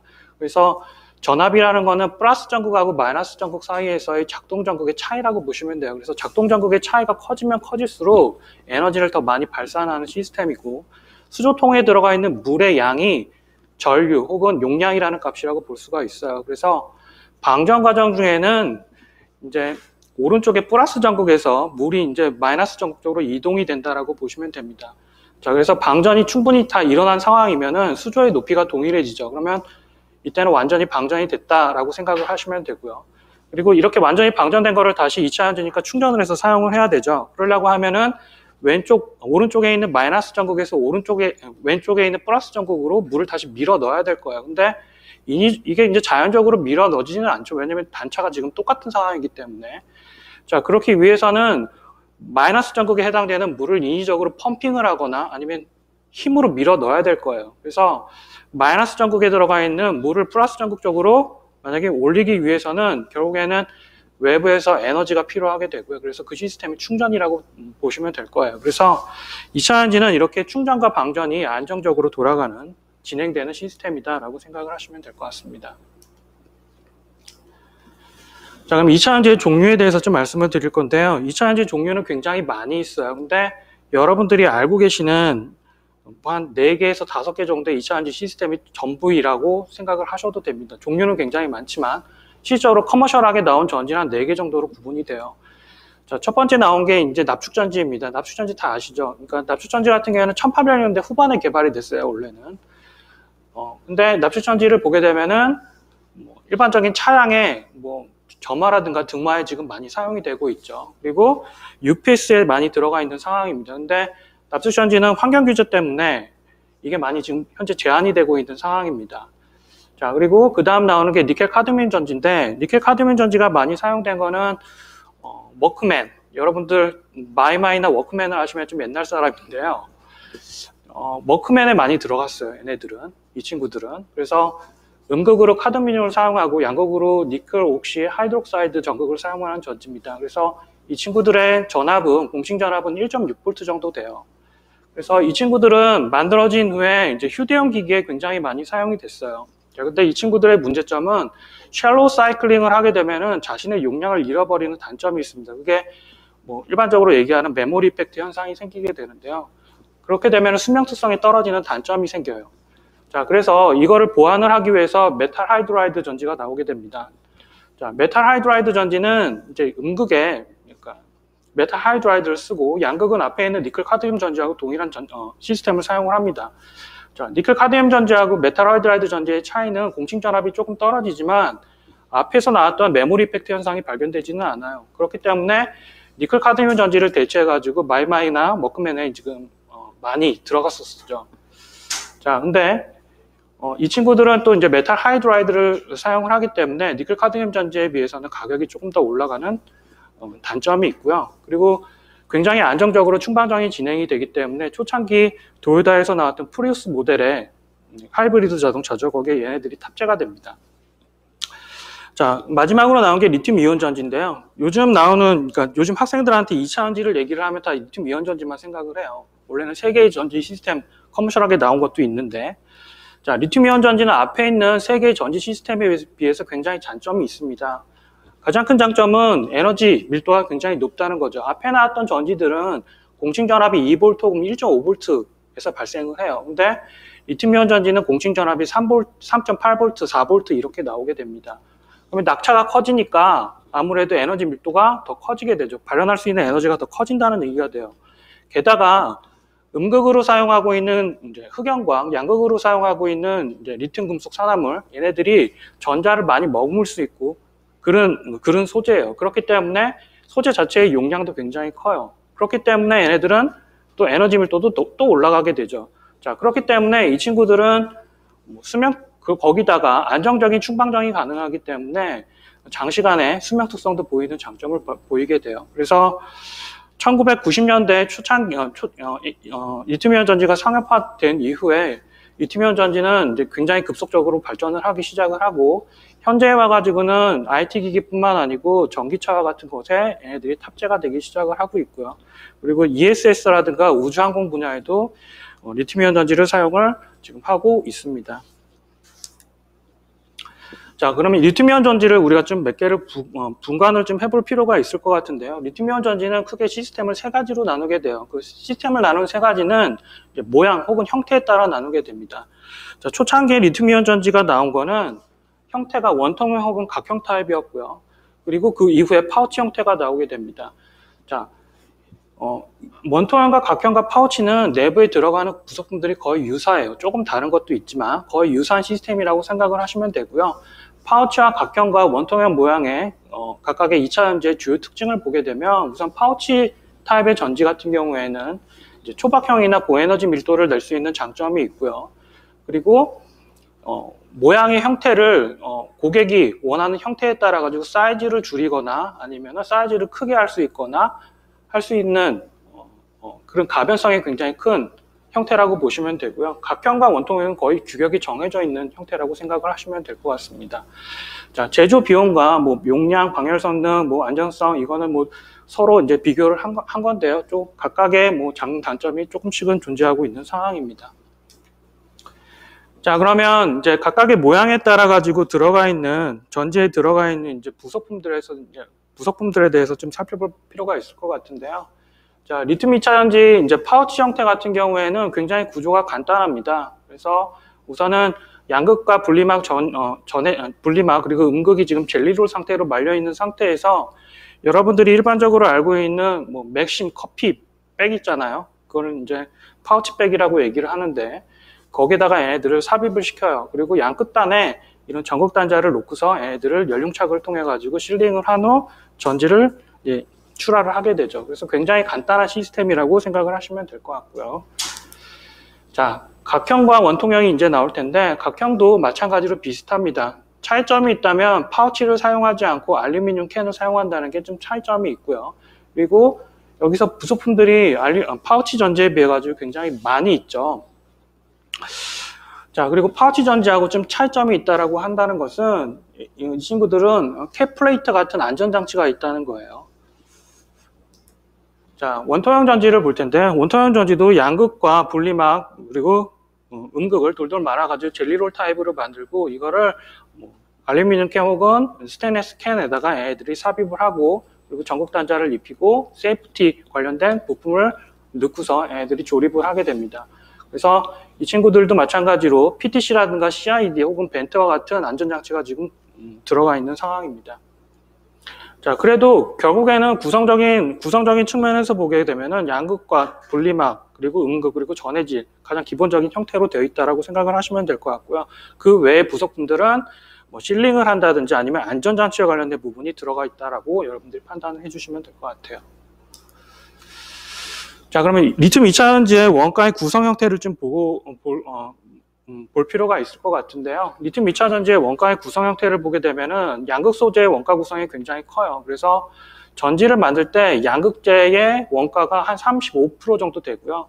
그 다음이 전해질, 뭐 분리막, 음극재 이렇게 순서가 됩니다. 그래서 4대 핵심 소재로 알려져 있는 양극 소재, 음극 소재, 그리고 전해질 분리막이 배터리를 만들 때에 한 75%에서 한 80% 정도 원가가 들어간다라고 보시면 될 것 같고요. 그리고 나머지 뭐 동박이라든가 관련된 부속품들이 그 나머지 부분, 즉 나머지 비용을 차지한다라고 생각을 하시면 될 것 같아요. 자, 그래서 각각에 대해서 부품에 대해서 이렇게 보시면은 양극재는 이제 활물질이라든가 도전제 바인더 이런 거를 슬러리화 시켜서 얘네들을 잘 블렌딩해서 슬러리화 시켜가지고 전자를 잘 전달해 줄 수 있는 집 전체 위에 얘네들이 도포를 해서 코팅을 해서 급판을 만들게 되고요. 음극재 같은 경우에는 이제 활물질인 흑연 그리고 바인더를 잘 섞어가지고 구리 집 전체에다 발라서 급판을 만들게 되고요. 전액은 리튬염을 유기전액에다 녹여가지고 사용을 합니다. 여기서 리튬염은 양극 혹은 음극에서 산화환원 반응, 즉 충반전이 일어날 때 리튬이 발생을 할 때 이 친구들이 리튬을 잘 가져가지고 얘네들이 이동해주는 일종의 역할을 하는 매개체라고 보시면 될 것 같아요. 그리고 전해질 내에는 첨가제가 다소 이렇게 들어가 있는데 이거는 양극 혹은 음극에 좋은 SEI 피막을 형성을 한다든지 아니면 안전성에 관련된 측면을 더 강화하기 위해서 첨가제를 넣게 됩니다. 자, 분리막은 일반적으로 사용되는 게 우레탄 계열의 폴리에틸렌이나 폴리프로필렌 분리막을 사용을 하고 있고요. 자, 그리고 나머지는 케이스 기타 부품들이 들어가게 됩니다. 자, 요새 전기차에 관련된 이슈가 굉장히 크죠. 그래서 전기차가 요새 대세인 것 같아요. 리튬 2차 전지에서 보면은. 그래서 왜 전기차가 이렇게 이슈가 되고 있는지에 대해서 좀 살펴볼 필요가 있는데요. 우선 유럽연합을 보게 되면은 유럽연합 같은 경우는 2050년까지 이제 탄소의 순배출량을 얘네들 0으로 지금 놓으려고 하고 있는 상황이고요. 그리고 2030년부터는 내연기관을 생산하거나 판매하는 걸 지금 금지하려고 하고 있습니다. 자, 중국 같은 경우에는 유럽이나 미국에 비해서 내연기관 자동차를 만드는데 다소 좀 기술력이 좀 떨어진 상황이었죠. 그래서 중국 정부에서는 내연기관보다는 전기차에 얘네들이 이슈를 포커스를 많이 잡아놓고, 그리고 전기차 개발에 굉장히 힘을 많이 썼어요. 그래서 전기차가 굉장히 많이 보급이 되어 있는 상황이고, 인구에 비해서는 좀 적긴 하지만 아무튼 보급이 많이 되어 있는 상황이고, 그리고 이와 관련된 전지업체도 큰 업체들이 있게 된 상황이 된 겁니다. 자, 중국 정부 같은 경우에는 2025년까지 시내주차 의무 생산제를 도입을 해서 현재보다는 한 25% 정도 수준을 더 올리려고 하고 있고요. 자, 일본 같은 경우에는 2050년부터는 자국에서 생산하는 내연기관의 판매 부분 생산을 금지를 하려고 합니다. 자, 이에 발맞춰서 우리나라도 그린 뉴딜 정책을 통해 가지고 2025년까지 전기차의 누적 대수를 확대를 시키려고 하고 있는 상황입니다. 정확하게 말해서는 전기차는 화석에너지의 고갈에 의해 가지고 생기는 건 아니고요. 지구 온난화에 의해 가지고 이 수요가 많이 증가가 된다라고 여러분들이 생각하시는 게 좋을 것 같아요. 왜냐면 지금 기름값이 너무 싼 상황이잖아요. 자, 그러면 이제 세계에서 전기차 판매량과 그리고 배터리 수요를 지금 볼 텐데요. 지금 2019년 현재 전기차의 누적 대수를 보게 되면 한 700만 정도 됩니다. 근데 굉장히 고무적인 게 2014년, 2015년까지만 해도 판매 대수가 그렇게 많지가 않았어요. 근데 최근 5년 사이에 판매 대수가 굉장히 급격하게 늘어나게 됩니다. 여기서 보시는 것처럼 판매 대수가 늘어나는 거는 중국하고 유럽에서의 수요가 많이 커졌고요. 그리고 미국 같은 경우에는 테슬라나 GM에서 전기차를 많이 생산을 하기 시작을 했기 때문에 이렇게 판매 대수가 늘어나게 된 상황입니다. 자, 마찬가지로 글로벌 전기차의 시장 누적 대수가 늘어난다는 얘기는 그만큼 배터리의 수요가 많아진다는 얘기가 됩니다. 그래서 연도별 배터리 수요를 보게 되면은 이제 2020년부터 2025년까지 굉장히 기하급수적으로 얘네들이 늘어나는 현상을 늘어날 거라고 지금 예측을 다 하고 있어요. 자, 그리고 리튬 2차전지 전기차 전체 시장 규모를 보게 되면은 5년 전까지만 해도 전기차 시장이 그렇게 크지 않았기 때문에 대부분의 시장을 이제 휴대용 기기와 같은 IT 기기에 2차전지가 많이 탑재가 되어 있었죠. 자, 근데 전기차가 굉장히 많이 늘어나는 상황이 되니까 작년, 올해부터 해가지고 이제 수요가 굉장히 늘어나고 있는 상황이고요.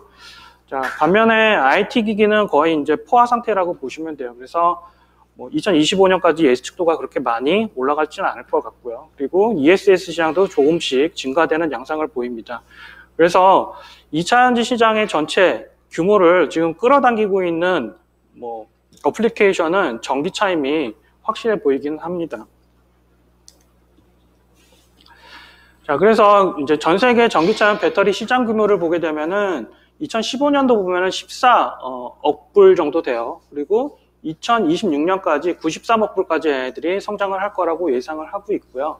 자, 그렇다면 한국이 전 세계에 판매하고 있는 2차전지 수출 추이를 좀 살펴볼 필요가 있는데, 우리나라는 이제 큰 메이저 회사들이 3개 정도가 있죠. 그래서 LG화학이라든가, 삼성 SDI라든가, SK 이노베이션이라든가, 이 회사들이 굉장히 일을 굉장히 잘해줘가지고 보시는 것처럼 수출 추이가 굉장히 증가하고 있는 상황이에요. 그래서 2015년도부터 18년도까지 보면은 연평균 한 20% 정도의 성장률을 보이고 있는 상황이고요.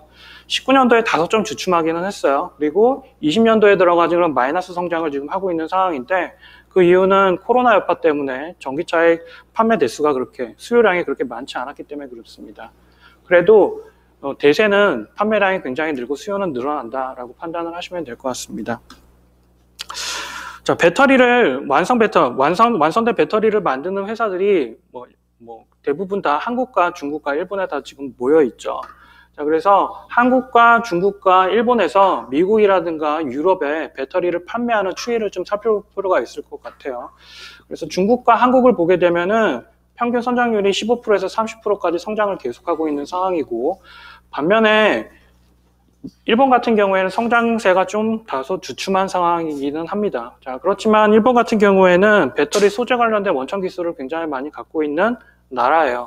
그래서 완성된 형태의 배터리 수출액은 줄어들진 모르겠지만 부품에 관련된 그거에 대한 수출을 한국이라든가 중국에 많이 판매를 하고 있기 때문에 어느 정도 전체 배터리를 만들어서 파는 거는 감소를 할 수 있지만 그래도 부품 소재에 대한 수출은 계속 증가가 되지 않을까라는 생각은 듭니다.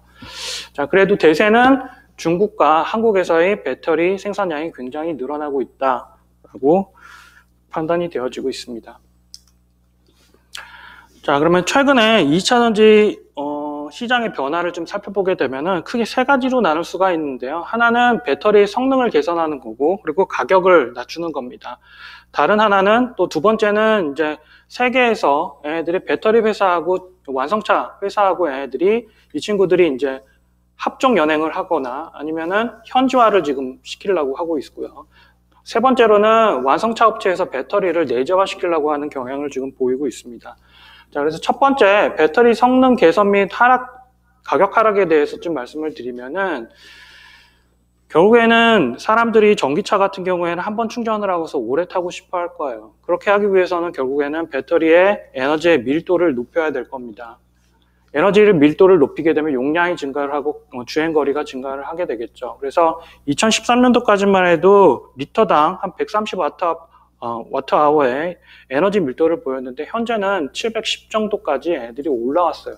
단 5년에서 한 8년 사이에 거의 2배 이상, 굉장히 크게 올라왔죠. 2배가 뭐예요? 자, 그래서 예전 같은 경우에는 이제 뭐 한번 충전을 하게 되면 134km 정도의 주행거리를 보였는데 현재는 500km 이상의 주행거리를 지금 보이고 있는 상황이고요. 자, 거기다가 이제 배터리의 가격이 계속 다운되고 있어요. 배터리 가격이 다운되니까 다른 2차전지 분야인 이제 흐름전지라든가 이런 부분이 많이 죽어가는 것은 사실이긴 합니다. 자, 보시는 것처럼 2010년도에는 이제 배터리의 킬로와트당 단가가 한 1000불 정도 됐는데 지금 2019년 자료를 보면은 156불까지 떨어졌고 그리고 2020년에는 한 130불까지 떨어지고 있는 상황이고요. 최근에 테슬라의 배터리 데이 때 얘기한 거를 보면은 100불 이하까지 떨어뜨리려고 하는 양상을 보이고 있습니다. 자, 이렇게 되는 거는 이제 원자재 조합 그리고 생산 공정의 효율화 그리고 배터리 양을 굉장히 많이 늘리게 되죠. 생산을. 그렇기 때문에 그런 효과에 의해 가지고 배터리의 단가가 지금 떨어지고 있는 상황입니다. 자, 두 번째 해당되는 글로벌 합종 연행이라는 것은 완성차 업체하고 그리고 배터리를 만드는 회사하고 서로 합작 회사를 만들려고 하고 있어요. 그리고 배터리를 생산하는 업체가 완성차를 만드는 업체 쪽에 공장을 증설하고 있는 현상들이 가속화되고 있습니다. 그리고 마지막인 완성차 업체에서 배터리를 내재화하려고 하는데 배터리의 공급이 상대적으로 완성된 배터리를 만드는 회사에서 주는데 제한이 걸려요. 왜냐하면 수요가 더 많으니까. 자, 그래서 완성차 업체에서는 배터리 사업을 내재화시키려고 하는 경향을 지금 보이고 있습니다. 자, 그러면 현재의 배터리 수준에서 앞으로 배터리는 어떻게 진화가 될 건지에 대해서 좀 살펴보려고 하는데요. 자, 현재의 배터리는 액체 타입의 액체의 전해질을 사용하는 배터리를 사용을 하고 있습니다. 자, 그랬다가 이제 어드밴스한 리튬 이온 전지 시스템으로 가게 되고 그 이후에는 전고체, 리튬 황 이렇게 리튬 공기 이렇게 나오는데 그 이후부터는 저도 어떤 식으로 배터리가 진화가 될지는 저도 좀 잘 모르겠어요. 근데 대세는 어드밴스한 리튬 2차전지로 지금 진행이 되고 있다. 그 어드밴스한 리튬 2차전지로 진행이 되고 있는 거는 다 모든 게 다 귀결되는 게 에너지 밀도를 높이는 겁니다. 즉 주행거리를 높이기 위해서요. 자, 현재의 리튬 이온 전지 시스템을 보게 되면은 에너지 밀도가 킬로와트당 250와트 퍼 킬로그램이에요. 그래서 이것도 굉장히 많이 올라왔어요. 그래서 2010년대까지만 해도 130 정도밖에 되지 않았어요. 그리고 5년 전까지만 해도 180 정도밖에 되지 않았는데 현재는 250와트 퍼 킬로그램까지 올라왔고요. 그리고 개발 중인 셀을 보게 되면 300와트 퍼 킬로그램을 지금 만들려고 하고 있고 잠재적으로는 350와트 퍼 킬로그램을 만들려고 합니다. 그래서 300와트 퍼 킬로그램까지 만들게 되면은 주행거리가 한 700km 정도까지 담보를 할 수 있을 거라고 생각을 하고 있고요. 자, 이렇게 에너지 밀도가 올라간 가장 핵심적인 원인은 하이니켈계의 양극을 사용하기 때문에 그러고요. 하이니켈계의 양극을 사용하는 거는 배터리 완성차 업체의 대세라고 보시면 될 것 같아요.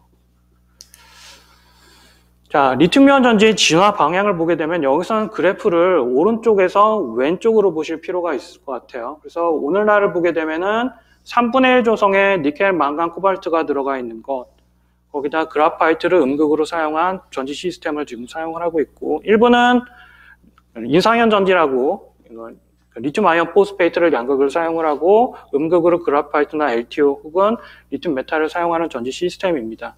자, 이것들이 에너지 밀도가 더 높아지게 되면 어드밴스한 형태인 전지 시스템으로 바뀌게 되는데, 그것들은 양극 소재를 니켈을 더 많이 넣게 되는 시스템으로 가기 때문에 이렇게 되고요. 자, 그 다음부터는 리튬 황, 그리고 전고체, 그리고 리튬 봉기 이렇게 넘어갈 거라고 생각을 하는데, 여기에 나오는 기술적인 레벨의 단계에서 7단계하고 8단계, 7단계죠. 7단계에서 이 허들이 굉장히 너무 높아요. 기술적인 허들이. 자, 그렇기 때문에 7단계에서 허들을 넘어갈 수 있느냐 없느냐는 많은 연구자들이 노력을 많이 해야 되고 시간과 예산을 굉장히 많이 투입을 해야만 이 허들을 넘어갈 거라고 판단을 하고 있습니다. 자, 그래서 앞서 말씀드린 것처럼 리튬 이온 전지의 성능 개선 방향은 결국에는 양극에서 니켈을 얼마만큼 더 많이 때려 넣느냐에 따라 달라지고요. 그리고 니켈의 함량이 늘어나면 용량이 증가를 하거나 아니면 전압이 증가를 할 수가 있어요. 자, 그럼 만약에 전압이 증가를 하게 되면은 현재 사용되고 있는 전해질, 유기계 전해질의 작동 전압이 훨씬 더 위쪽으로 올라가야 되는 상황이 돼요. 자, 그렇기 때문에 고전압력 전해질을 사용하는 방향으로 전해액은 개발 방향이 진행이 될 거고, 분리막은 현재 세라믹 코팅된 분리막이 11마이크로 혹은 12마이크로짜리를 사용하고 있는데 에너지 밀도를 더 높이기 위해서 9마이크로 이하로 더 떨어뜨리려고 합니다. 그래서 분리막의 두께를 더 줄이게 되면 젤리롤이 더 많이 감기겠죠. 자, 그래서 동일한 면적 내에 셀의 에너지 밀도를 더 높이려고 하는 작업을 지금 진행 중에 있습니다. 자, 그래서 보시면 이제 테슬라에 보면 테슬라의 모델 3 같은 경우에는 이제 원통형 사이즈 21700 규격의 원통형 사이즈의 리튬 2차 전지에는 NCA 기반의 양극재가 지금 탑재가 되어 있는 상황이고요. 그리고 CATL 같은 경우에는 이제 하이니켈 계로 쪽으로 양극 소재를 지금 개발을 하려고 하고 있는데, 우리나라의 LG화학이라든가 삼성 SDI라든가 SK 이노베이션에 비해서 하이니켈계의 기술적인 격차가 한 2년에서 5년 정도 차이가 나요. 자, 그래서 CATL은 300Wh/kg의 용량을 구현하기 위해서 현재 양극재의 4.2V에 사용될 수 있는 NCM811 조성이라든가 아니면 4.4V에 사용할 수 있는 523 조성을 지금 개발을 하고 있고, 그리고 음극재로는 300Wh/kg을 맞추기 위해서 그라파이트에다가 SiOX라든가 실리콘을 다소 첨가를 한 복합체 형태로 지금 진행이 되려고 하고 있습니다.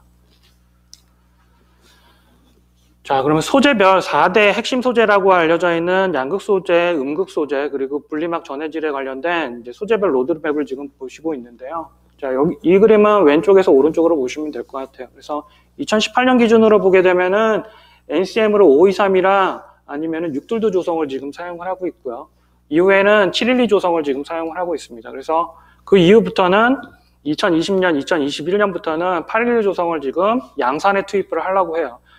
정확하게 얘기를 하면 LG화학이라나 아니면 SK 이노베이션에는 811 조성에 대한 성능은 다 확보하고 있는 상황이고, 양산에는 지금 일부 투입이 되고 있는 상황이에요. 자, 이후에는 이거보다 더 용량을 더 증가시키려고 합니다. 용량을 증가시키려고 하면 니켈의 사용량을 더 늘려야 돼요.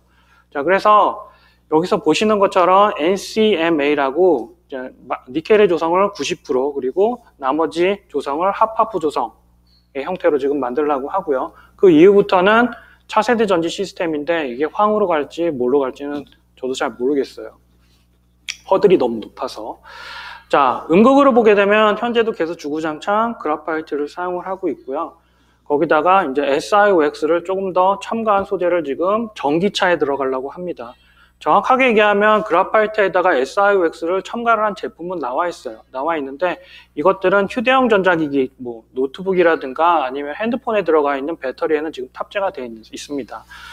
그렇다고 해가지고 순수한 형태의 SiOX를 사용을 하는 건 아니고, 이것들이 7%에서 10% 이 사이에서 그라파이트, 흑연하고 얘네들이 복합화를 이뤄서 얘네들이 사용을 하고 있고요. 자, 이후부터는 이제 순수 실리콘을 그래파이트하고 복합체를 만든다든지 그런 식으로 진행이 될 겁니다. 그렇다고 이것도 마찬가지인데 순수 실리콘을 사용을 할 수는 없고 그래파이트에다가 5% 혹은 10%까지 첨가를 시켜가지고 복합화를 진행을 하려고 해요. 자, 실리콘 다음은 무엇이냐? 리튬 금속을 지금 사용을 하려고 합니다. 근데 리튬 금속도 물리적인 허들이 너무 높아요. 그래서 얘네들은 충반전 중에 리튬 계면에 형성되는 이제 덴드라이트, 수지상 형성을 어떻게 제어를 해야 되는데 이거는 자연적인 현상이기 때문에 이거에 대한 제어를 하는 방법은 물리적인 제어 혹은 화학적인 제어를 통해 가지고 이루어질 텐데 이거에 대한 제어는 굉장히 허들이 높다. 자, 분리막을 보게 되면은 현재는 세라믹 코팅된 분리막이 11마이크로 혹은 12마이크로짜리를 사용을 하고 있습니다. 그리고 2021년도부터는 이제 9마이크로짜리의 세라믹 분리막, 코팅된 분리막을 지금 양산을 할 계획이고 이후부터는 뭐 워터 베이스의 세라믹 코팅된 분리막, 그 이후부터는 전고체 형태의 분리막 혹은 전해질이 될 거라고 지금 판단을 하고 있어요. 자, 그럼 각각 4대 핵심 소재에 대해서 이제 좀 구체적으로 좀 살펴보려고 하는데요. 양극재 개발 방향을 보게 되면은 16년도까지만 해도 이제 리튬 민산연 전지에 관련된 점유율이 굉장히 높았어요. 그 이유가 중국에서 리튬 민산연 전지에 관련된 전지를 많이 생산을 했기 때문에 그렇고요. 현재는 리튬 민산연 전지에 관련된 전지 생산을 많이 주는 상황이에요. 그 이유가 리튬 민산연 전지를 가지고서는 에너지 밀도를 많이 높일 수 없기 때문에 그렇고요. 자, 이런 현상 때문에 중국의 리튬 민산연 전지를 생산을 하고 있는, 이거를 탑재를 하고 있는 전지 회사들은 지금 많이 어려운 상황입니다. 자, 여기 그래프에서 보시듯이 LCO라고 하는 리튬 코발트 옥사이드는 거의 조금은 사용이 되고 있는데 사라져가는 현상이고, 보시는 것처럼 NCM이라든가 NCA라든가 이런 조성들이 지금 굉장히 늘어나고 있어요. 하이니켈계가. 그 이유가 에너지 밀도를 높이는 방향으로 진행이 되기 때문에 이렇게 되고 있는 상황이다라고 판단을 해주시면 될 것 같습니다. 자, LG화학과 대표적인 배터리 생산 업체인 우리나라의 LG화학과 삼성 SDI도 비슷한 양상을 보이고 있는데요. 소재가 조금씩은 달라요. 그래서 LG화학과 같은 경우에는 NCM 조성으로 니켈의 함량을 높이려고 진행을 하고 있고요. 삼성 SDI 같은 경우에는 NCA입니다. 그래서 알루미늄 기반, 알루미늄이 조금 들어간 형태의 니켈, 하이니켈계를 지금 가려고 하고 있는 상황입니다. SDI 같은 경우에는 21700 구격의 원통형 전지 일부 사용이 되고 있고, 이 NCA 기반의 양극재를 사용한 전지 업체들은 삼성 SDI하고 파나소닉이 이 양극재를 탑재를 시켜가지고 배터리를 지금 생산을 하고 있다. 그 나머지는 대부분 다 NCM 기반으로 가고 있다라고 판단해 주시면 될 것 같아요. 자, 음극재 개발 양상을 볼 텐데요. 자, 양극재는 개발이 굉장히 많이 되고 있어요. 그래서 소재를 굉장히 튜닝도 많이 하고, 튜닝을 통해 가지고 에너지 밀도를 높일 수 있는 개선의 여지가 굉장히 많아요. 반면에 음극재는 튜닝이 거의 끝났어요. 흑연에 대한 튜닝이. 그러면 흑연에 대한 튜닝이 거의 끝났으면 결국엔 소재를 지금 다변화시키거나 바꿔야 되는 상황입니다. 자, 애석하게도 음극재를 개발하는 허들은 너무 높아요. 양극재에 비해서. 보시는 것처럼 16년도에도 19년도에도 21년도에도 보면은 대부분 다 천연 혹은 인조흑연을 지금 대부분 사용하고 있고, 기타로는 퍼센테이지가 굉장히 낮습니다. 사람들이 요구하는 거는 에너지 밀도를 높이기 위해서 고용량의 실리콘을 사용하고 싶은데, 실리콘은 충방전 중에 부패 팽창이 너무 심해요. 자, 이런 단점이 있고요. 그래서 이것들을 그래파이트가 복합체를 만들어 가지고 사용을 해도 초기 사이클의 비가역 용량이라든가 부패 팽창을 제어하는 게 쉽지 않은 그런 상황입니다. 자, 실리콘이 안 된다 혹은 실리콘 다음이다 라고 생각하는 거는 에너지 용량이 굉장히 큰 리튬 금속이다. 근데 리튬 금속은 앞서서 얘기했듯이 표면에 수지상이 형성되기 때문에 굉장히 불안한 물질이다. 수지상이 형성이 되면 양극과 음극이 만나서 숏이 나가지고 더 폭발할 수가 있는 상황이 오게 되죠. 그래서 개발하는데 굉장히 많이 어려움이 있고요. 자, 전해액 개발은 양극재에 초점이 맞춰져 있습니다. 그래서 전해액, 앞에서 얘기했듯이 523 조성이라든가 하이니켈 같은 경우에는 용량을 키우거나 전압을 지금 올려주는 상황이에요. 그렇기 때문에 전해액 개발은 현재 사용하고 있는 전압보다 더 고전압에서 안정적으로 구동이 가능한 전해액 시스템으로 지금 개발이 되고 있는 상황이고요.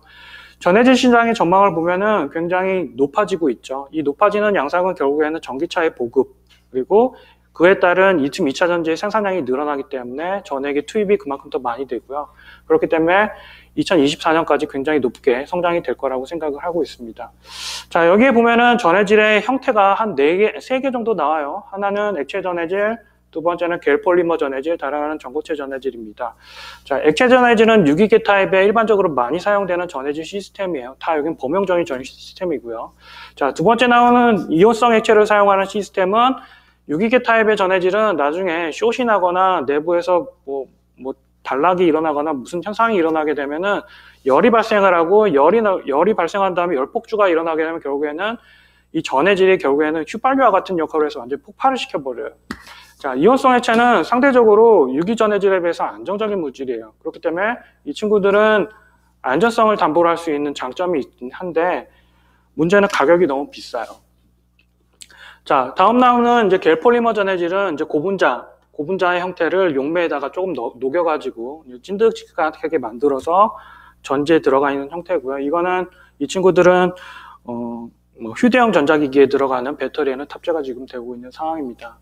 자, 사람들이 뭐 전고체 얘기를 하니까 그 다음 얘기가 이제 전고체 전해질인데요. 자, 전고체 전해질은 크게 두 가지로 나눠집니다. 하나는 폴리머 형태, 하나는 무기계 형태입니다. 폴리머 형태는 PO 같은 이제 전도성 고분자하고 리튬염하고 섞어요. 용매 없이. 자, 섞어가지고 애들을 전해질로 사용을 합니다. 그렇기 때문에 애들은 전도도가 너무 낮아요. 보시는 것처럼 10n-5승 Gm/cm가 돼요. 일반적인 액체 전해질의 전도도가 10n-2승 Gm/cm니까 오도가 3호도 정도 차이가 나요. 그러면은 이온의 확산이 굉장히 느려지게 되고 출력성이 떨어지는 단점이 있어요. 자, 그 다음에 이제 무기계 전해질을 보게 되면 무기계 전해질 크게 두 개로 나눠지게 되는데 하나는 산화물계, 다른 하나는 황화물계입니다. 자, 황화물계 같은 경우에는 이온 전도도가 10n-2승에서 3승 정도 나오는 현상이 보고가 되어 있는 상황이고요. 이 친구들 같은 경우에는 액체계, 유기계 전해질에 비해서 안전성을 담보할 수 있기 때문에 사람들이 많이 관심을 갖고 있고 그리고 많은 연구가 지금 진행되고 있는 상황입니다. 자, 분리막 개발 방향을 볼 텐데요. 분리막도 마찬가지로 2차 전지의 수요량이 증가를 하니까 마찬가지로 분리막 시장도 굉장히 증가를 하게 됩니다. 자, 분리막의 개발 방향을 보게 되면 앞서 말씀드린 것처럼 두께를 줄이는 거예요. 그래서 12마이크로, 11마이크로 수준에서 9마이크로 이하로 떨어뜨리게 되는 거고요. 근데 분리막의 두께를 박막화를 시키고 그리고 기공도를 잘 조절을 해서 투과도를 높이고 거기다가 얇은데 강도도 높이고 내열성도 높이는 그런 방향으로 진행이 되고 있습니다. 자, 현재는 이게 이제 세라믹 코팅된 분리막이 원가가 굉장히 좀 많이 올라가요. 일반적인 PE나 PP, 코팅이 안 된 분리막에 비해서. 그래서 전기차에 탑재하기에는 좀 무리가 있는 게 가격을 전기차 업체에서는 떨어뜨리려고 하는데 세라믹 코팅된 분리막을 사용을 하게 되면 셀 가격이 올라가게 되죠. 그래서 현재는 좀 미루고 있는 상황인데요. 근데 대세는 세라믹 코팅된 분리막을 사용을 해야 된다. 그 이유가 안전성을 담보하기 위해서. 그래서 제가 아는 바로는 폭스바겐이라든가 기타 회사에서 요구하는 수준이 9마이크로 정도 되는 수준으로 알고 있습니다. 자, 그러면 이슈가 많이 되는 이제 전지 시스템에 대해서 한 두 가지 정도 살펴보려고 하는데요. 하나는 전고체 전지입니다. 자, 여기 위에서 그림에서 두 개 보이시는 게 왼쪽의 그림은 리튬이온 전지 시스템이고 오른쪽은 이제 전고체 전지 시스템이에요. 동일해요. 동일하게 보여요. 자, 근데 차이점이 있다라고 하는 거는 왼쪽에 양극하고 음극 쪽에 보게 되면은 구성도를 보게 되면 이제 극판을 보게 되면 활물질, 도전제, 바인더가 얘네들이 잘 섞여 있죠. 그리고 오른쪽에 보게 되면 마찬가지로 활물질, 바인더, 활물질, 도전제가 지금 섞여 있습니다. 바인더가. 차이가 있다고 하면은 왼쪽에는 액체 전해질이 이 기공에 얘네들이 들어가 있는 상황이고 오른쪽 전고체 전지 같은 경우에는 고체 타입의 전해질이 이 기공에 지금 포진이 돼 있다라고 생각을 하시면 됩니다. 충전 방전이 일어나는 거는 어떻게 얘기를 해야 되지? 극판 내에 이 계면, 즉 계면이라고 하는 그러니까 양극하고 음극 계면에서 일어나는 게 아니고요. 충전 방전은 양극 활물질하고 전해질 사이의 계면에서 일어나게 돼요. 그리고 음극하고 전해질의 계면 사이에서 충전 방전이 일어나게 돼요. 자, 그렇기 때문에 양극 소재하고 음극 소재, 전고체 전해질 양극 소재와 음극 소재에는 전고체 전해질이 블렌딩이 같이 되어야 됩니다. 자, 그리고 두 전지 시스템의 큰 차이는 왼쪽의 리튬이온 전지는 양극하고 음극에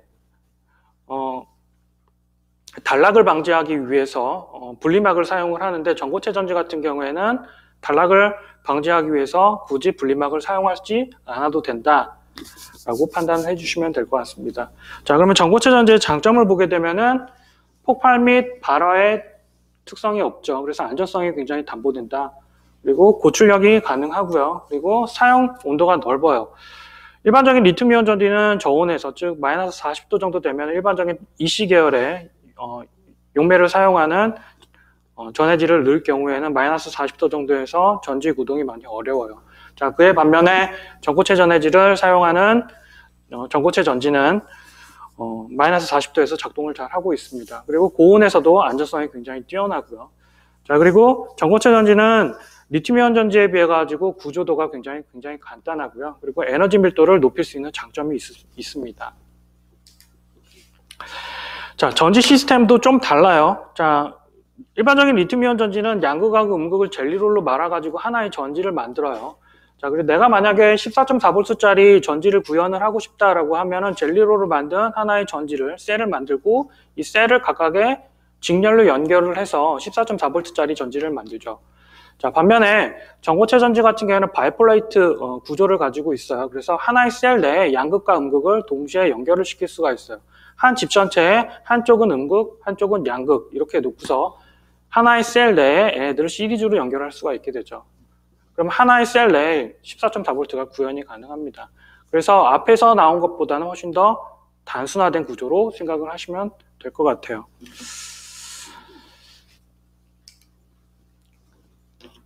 자, 그럼 이슈가 뭐냐?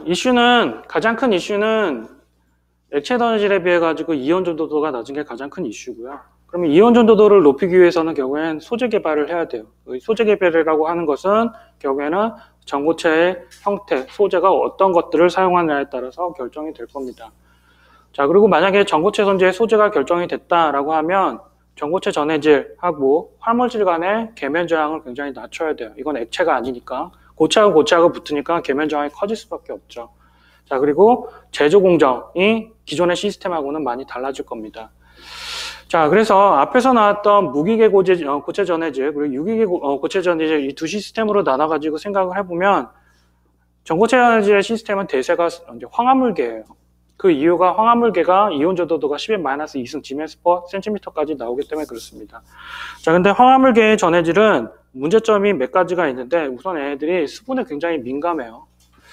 자, 그리고 이 친구들 같은 경우에는 이제 잘 섞어가지고 얘네들을 뭐 급한으로 만들어요. 그렇게 되면 내부에서 보이드가 있을 거예요. 포러시티가 있을 거고. 자, 그러면은 이 보이드 있는 부분에 공간 전하층을 생성을 해가지고 계면에서의 저항을 굉장히 높여요.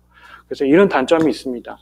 자, 다른 하나는 산화물계 전해질인데 산화물계 전해질은 상대적으로 이온 전도도가 낮아요. 10-5승 Gm/cm가 되고, 그리고 이 친구 같은 경우에는 전극을 만들기 위해서는 1000도씨 정도 돼서 얘네들을 소결을 시켜야 돼요. 소결을 시킨 다음에 압착을 하면서 소결을 시켜야 돼요.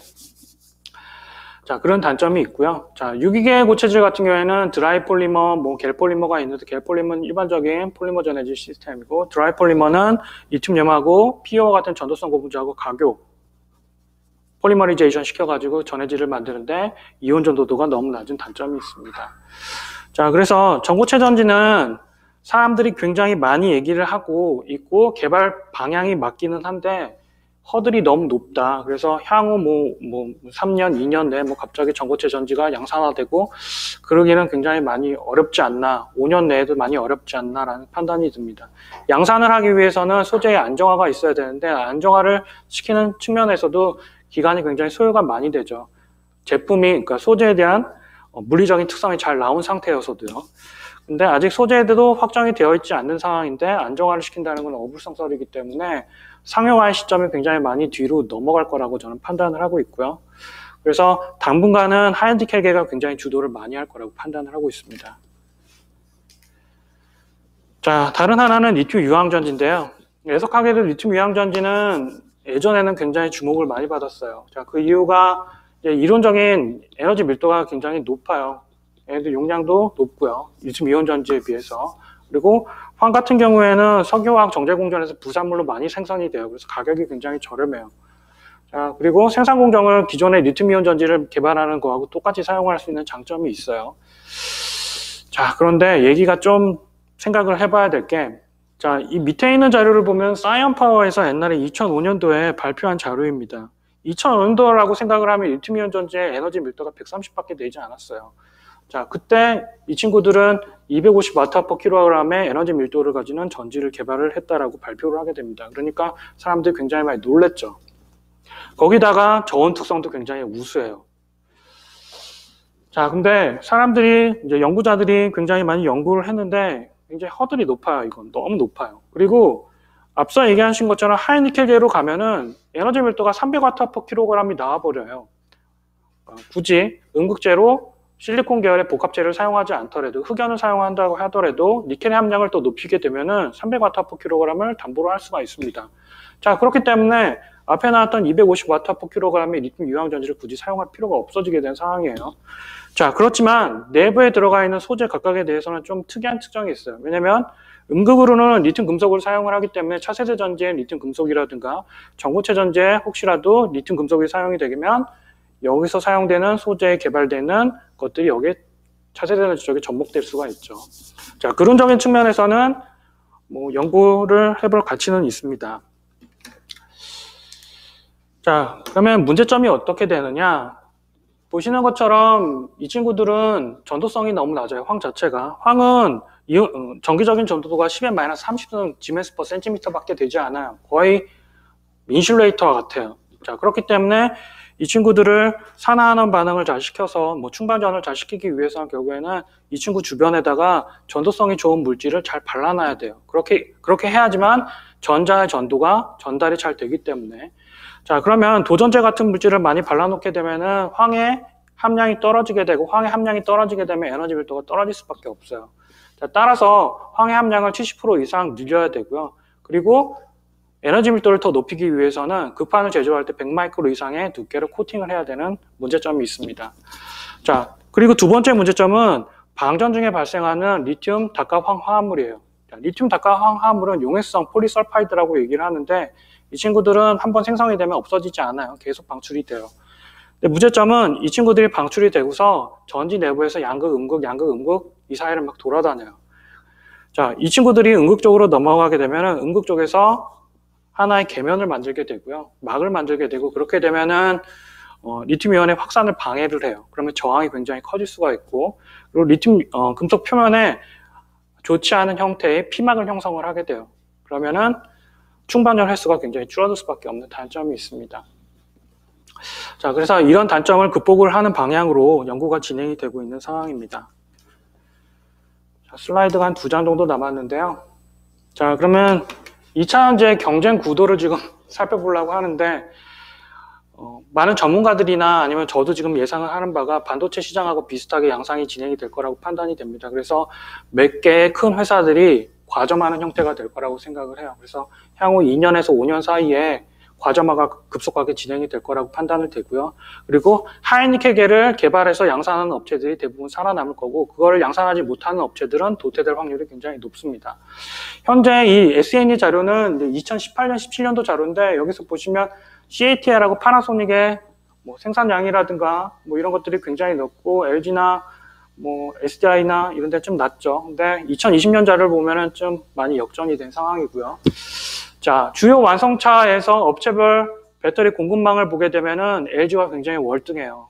LG가 완성차 업체에 굉장히 공급망을 많이 늘리고 있는 상황이고, 그리고 SDI도 점차 늘리고 있는 상황이고요. 그리고 파나소닉과 CATL이 있는데, 파나소닉은 테슬라의 양을 굉장히 많이 늘렸기 때문에 그렇고요. CATL도 중국 업체지만 굉장히 양을 늘리고 있는 상황입니다. 자, 리튬 2차 전지 수주 및 생산 전망을 지금 보고 있는데요. 이건 2020년 자료인데요. 보시는 것처럼 LG화학이 굉장히 월등합니다. 그래서 우리나라의 3사라고 얘기하는 LG화학, 삼성 SDI, SK이노베이션의 수주량이 굉장히 많고요. 중국의 CATL이라든가 파나소닉의 수주량이 높은 것처럼 보이긴 하는데, CATL 같은 경우에는 중국 내에서 자체에서 생산되는 전기차에 들어가는 양이 굉장히 크기 때문에 그러고, 파나소닉은 대부분 다 테슬라의 얘네들이 들어가기 때문에 그렇습니다. 그래서 특정 업체 혹은 특정 국가를 제외하고 나면은 LG화학이 굉장히 독보적이다라고 판단이 되어집니다. 자, 그에 맞맞춰 뭐 업체의 이제 생산 능력이라든가 아니면은 증설 현황을 보게 되면은 LG화학이 굉장히 공격적으로 하고 있고요. 마찬가지로 삼성 SDI하고 SK도 공격적으로 지금 증설을 하고 있는 상황입니다.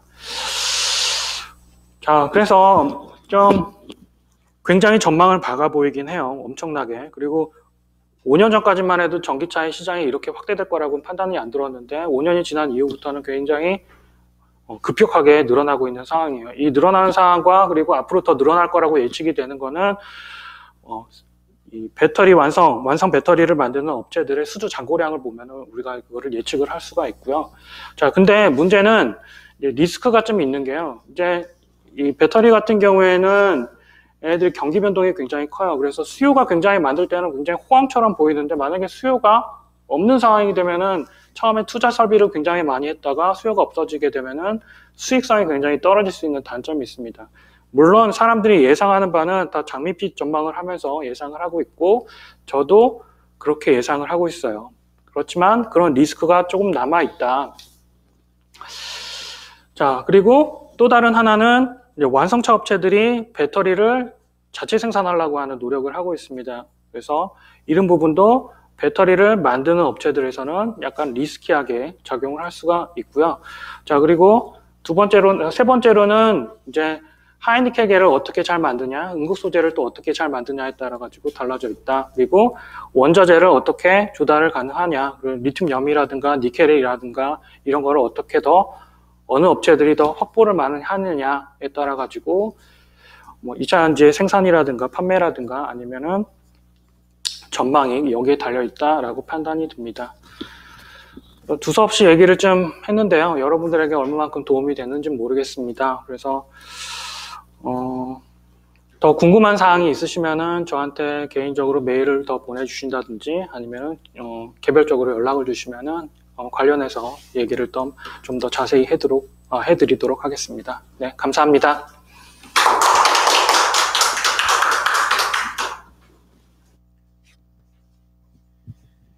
예, 지금까지 문영상 교수님과 윤수영 교수님으로부터 참으로 유익하고 좋은 강연을 들은 것 같습니다. 아무쪼록 기업을 경영하는 데 있어 많은 도움이 되셨으면 좋겠습니다. 이것으로 오늘 신재생 MC 비대면 세미나를 마치도록 하겠습니다. 감사합니다.